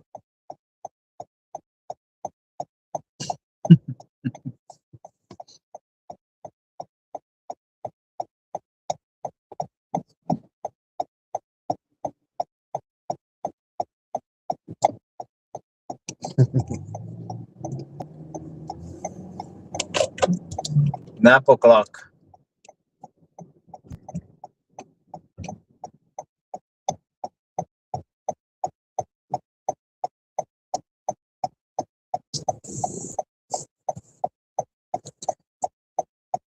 I think it's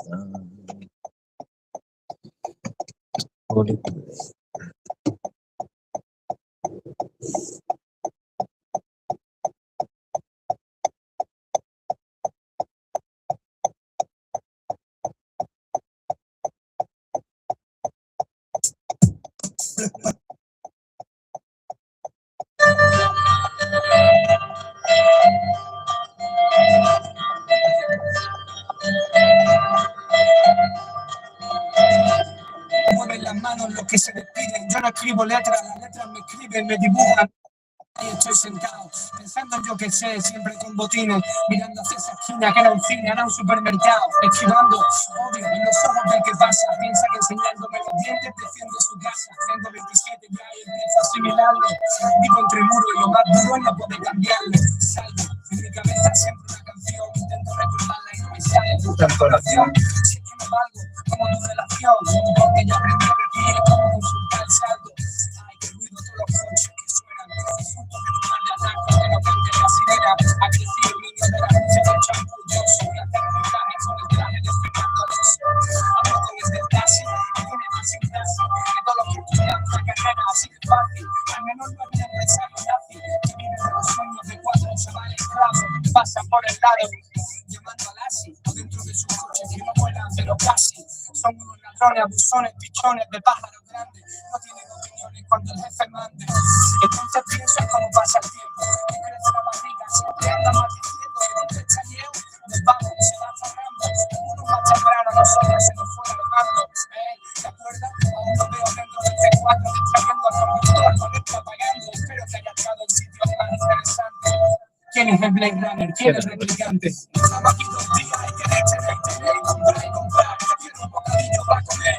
Merece la pena que sube, selecciona a este mundo. Quiero vivir de risa. De ataque que me den, que floten dentro de mi ayuntamiento. Bien, pasado bien porque te da el dinero. Química todo, daros abrazos con un traductor.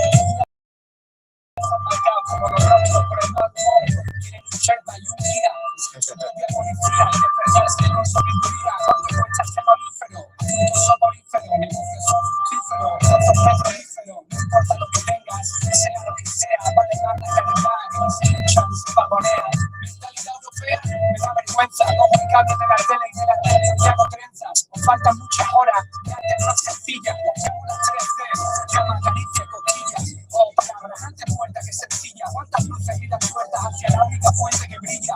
O eres fuerte o mala suerte, pero invéntate una táctica que acierte para que el resto respete tu silla. Sí que es fea, la atmósfera que nos rodea. Seguimos a las flechas como en circuitos de Ikea. Una idea buena y una odisea. La vida de verdad vale lo mismo que en el San Andrea. Yo sí sé como sea. Salimos de la broma mental de la calle jugando con cromo que ya ni se emplea. Orgullosos de la gente fuera del ambiente. Dependientes de la risa, con detergente en cada fuente hacemos pompas de sonrisa para ese niño de las filas que mastica 7 chicles por los filas. Yo no enseño nada, ni de comida, dedícate a amasar fortuna y sé lo que te llena. Inteligente, los más famosos son los indigentes.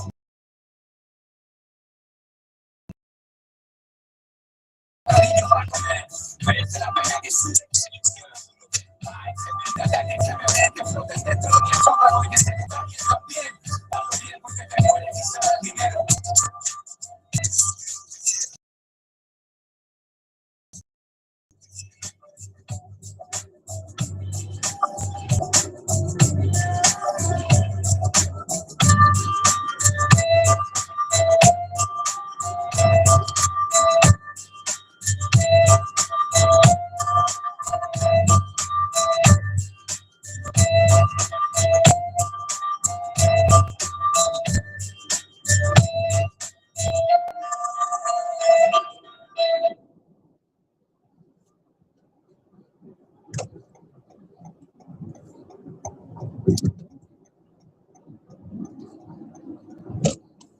Same moves here. Right.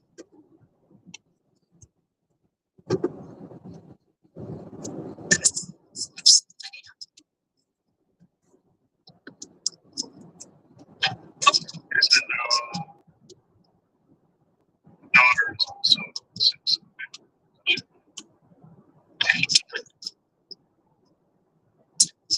Sure is. Is he not? Did you not know? I don't care to know much about it, to be honest with you. Besides, just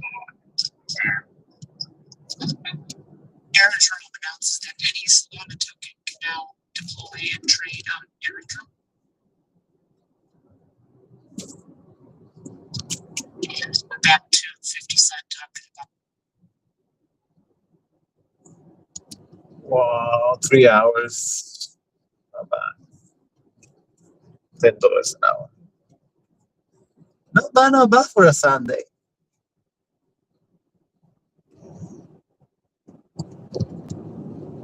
I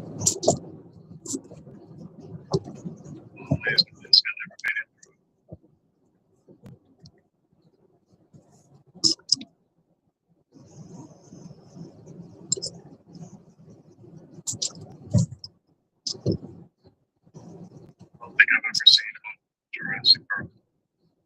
You only really need to watch the first. I didn't watch them personally.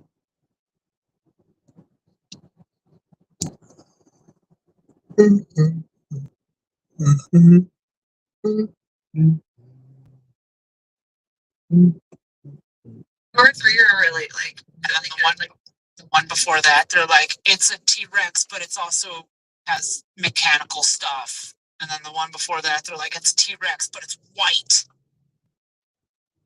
Like that's, yeah. The albino T-Rex. That was Jurassic World, just the albino T-Rex. The rest of the T-Rex always made. But then they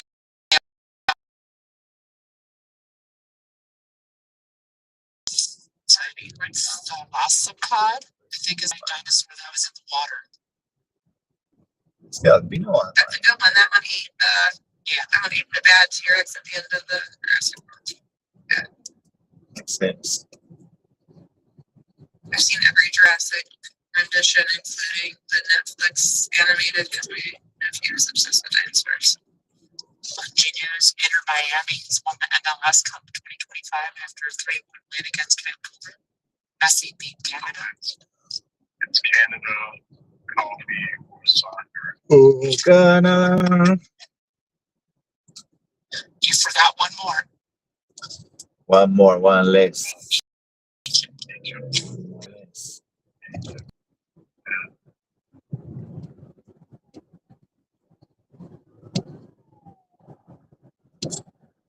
Wow. It's big anything marijuana, New Orleans, or DC now.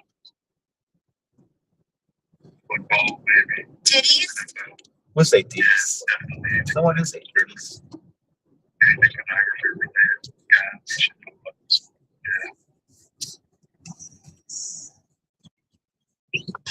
I mean, I think Kling AI got titties popping up on their AI generator. Really? Yeah. So like, Grok got competitors, I guess. Titty AI. Titties AI. Yeah, it's crazy. Also, Spriggy, I would like to say that your lack of understanding of Annihilation does not bode well for your understanding of the D&D game. You know, I just wasn't paying attention. Like, I'm sure if I rewatched it, like, with focus, I'd get it. If I was And not pay attention to it. I'd have been reading spells for 3 fucking days, JP Lynn. Don't do that. We'll sit down together. You're just making it work for you. Way too, and then now I'm gonna pick a feat. I'm like, oh, with the feat, I can get more spells. Oh, from other books. Oh, from other characters. Yeah, everybody levels up at level 4. You either get to increase your stat bonus, either increase that big. Yeah. Talk to me first. I'm gonna tell you the sensible version. I'm gonna tell you the super action.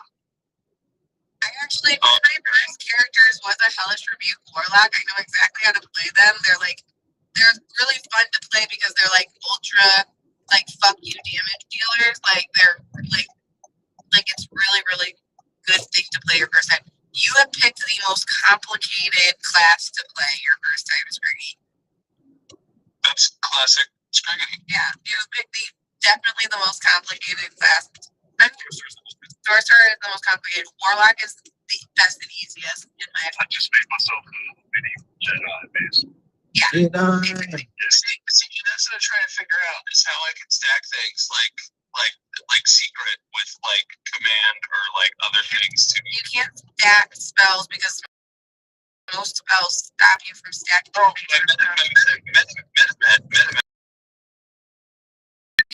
yeah, magic will replace.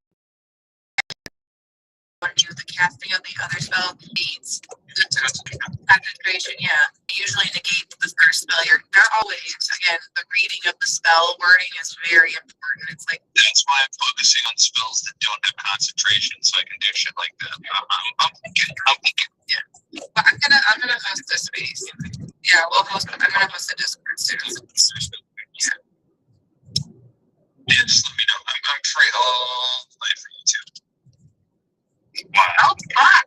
This night. Are you busy? Yeah, are you busy today? Yes, I'm gonna be good. Yeah, I got a couple of things to do. It's always I say if she's going over some of the feet stuff. If that double, but you're busy, so. Beats are really easy, Gabby. D&D 5e beats. You pick one you like. Some of them have racial requirements or like stat requirements. Otherwise, you can pick any one you like. Or if you don't like any of them, you can increase your big number by 2, or you can increase any big number, 2 big numbers by 1 if you don't want to take a feat. Beats are usually Yeah, I did. I wrote that down when we talked about it, but I hadn't really looked at it. And I guess I was listening to Miss Greg.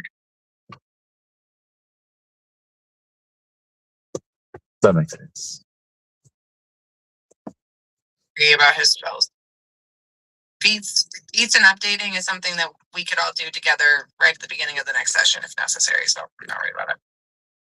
Don't you worry. It's just Ted Cruz on Trump accounts. He said, take a little girl born next year. The account opens. $1,000 is automatically seeded. Parents or family. Her employer puts $5,000 each year. Wow. We won. What employer is putting $5,000 into their employee's child savings account? Wow. We won. Where's that money supposed to come from? Yeah, this is what they're assuming growth of S&P 5 at 107% a year. By the time that little girl's 18, she will have $170,000 and she keeps saving. By the time that little girl's 35, she'll have $700,000. Whoa. That is crazy. What employer is putting $5,000 A lot of dollars. every year? What family would even pay? I'll do it for you. This is the AI isn't going to take over within the next 20 years. Just make yourself an AI. I got the weirdest piece of fucking trash, man. Today. It's Aquamart. Or from Target. Now available. The Charmin Forever Roll. The gift is forever. It's a toilet paper holder with a toilet paper roll that's like 1.5 feet across. Who the fuck? What? Is this targeted mailing? Are they trying to convert me back? Like, what the fuck? One of the top comments. Weird ass mails. I don't know if I would start my Trump-related hypothetical with, quote, take a little girl. Take a little. And I think on that note, we're going to end this one. This has been fantastic. I've got some music to play us out. I hope everyone has a lovely evening. We'll talk again soon. Wow.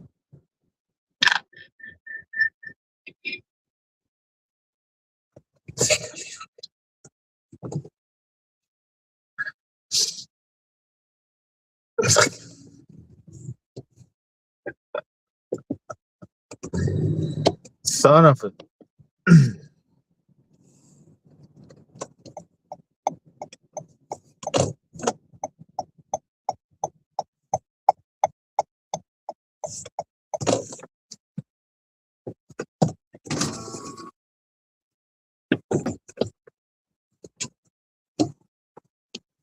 How are you? There you go. Thank you, bro. Have a good day. See ya.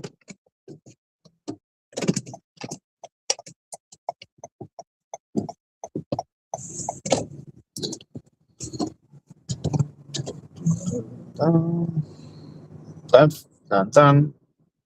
Call it a day. Call it a day.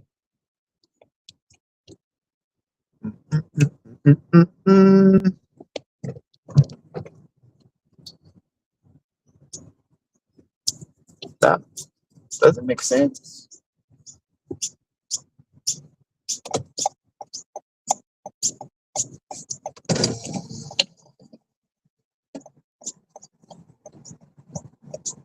go back.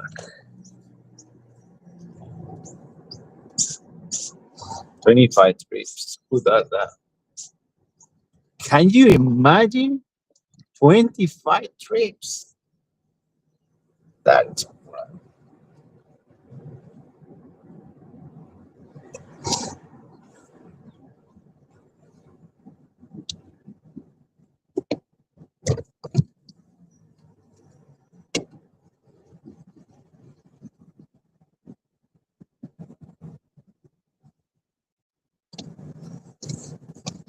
$6 billion. That's what the best suburb in Sydney. Changed my mind. We have water. We have chill places. We drive. It's an enjoyable place. Let's go.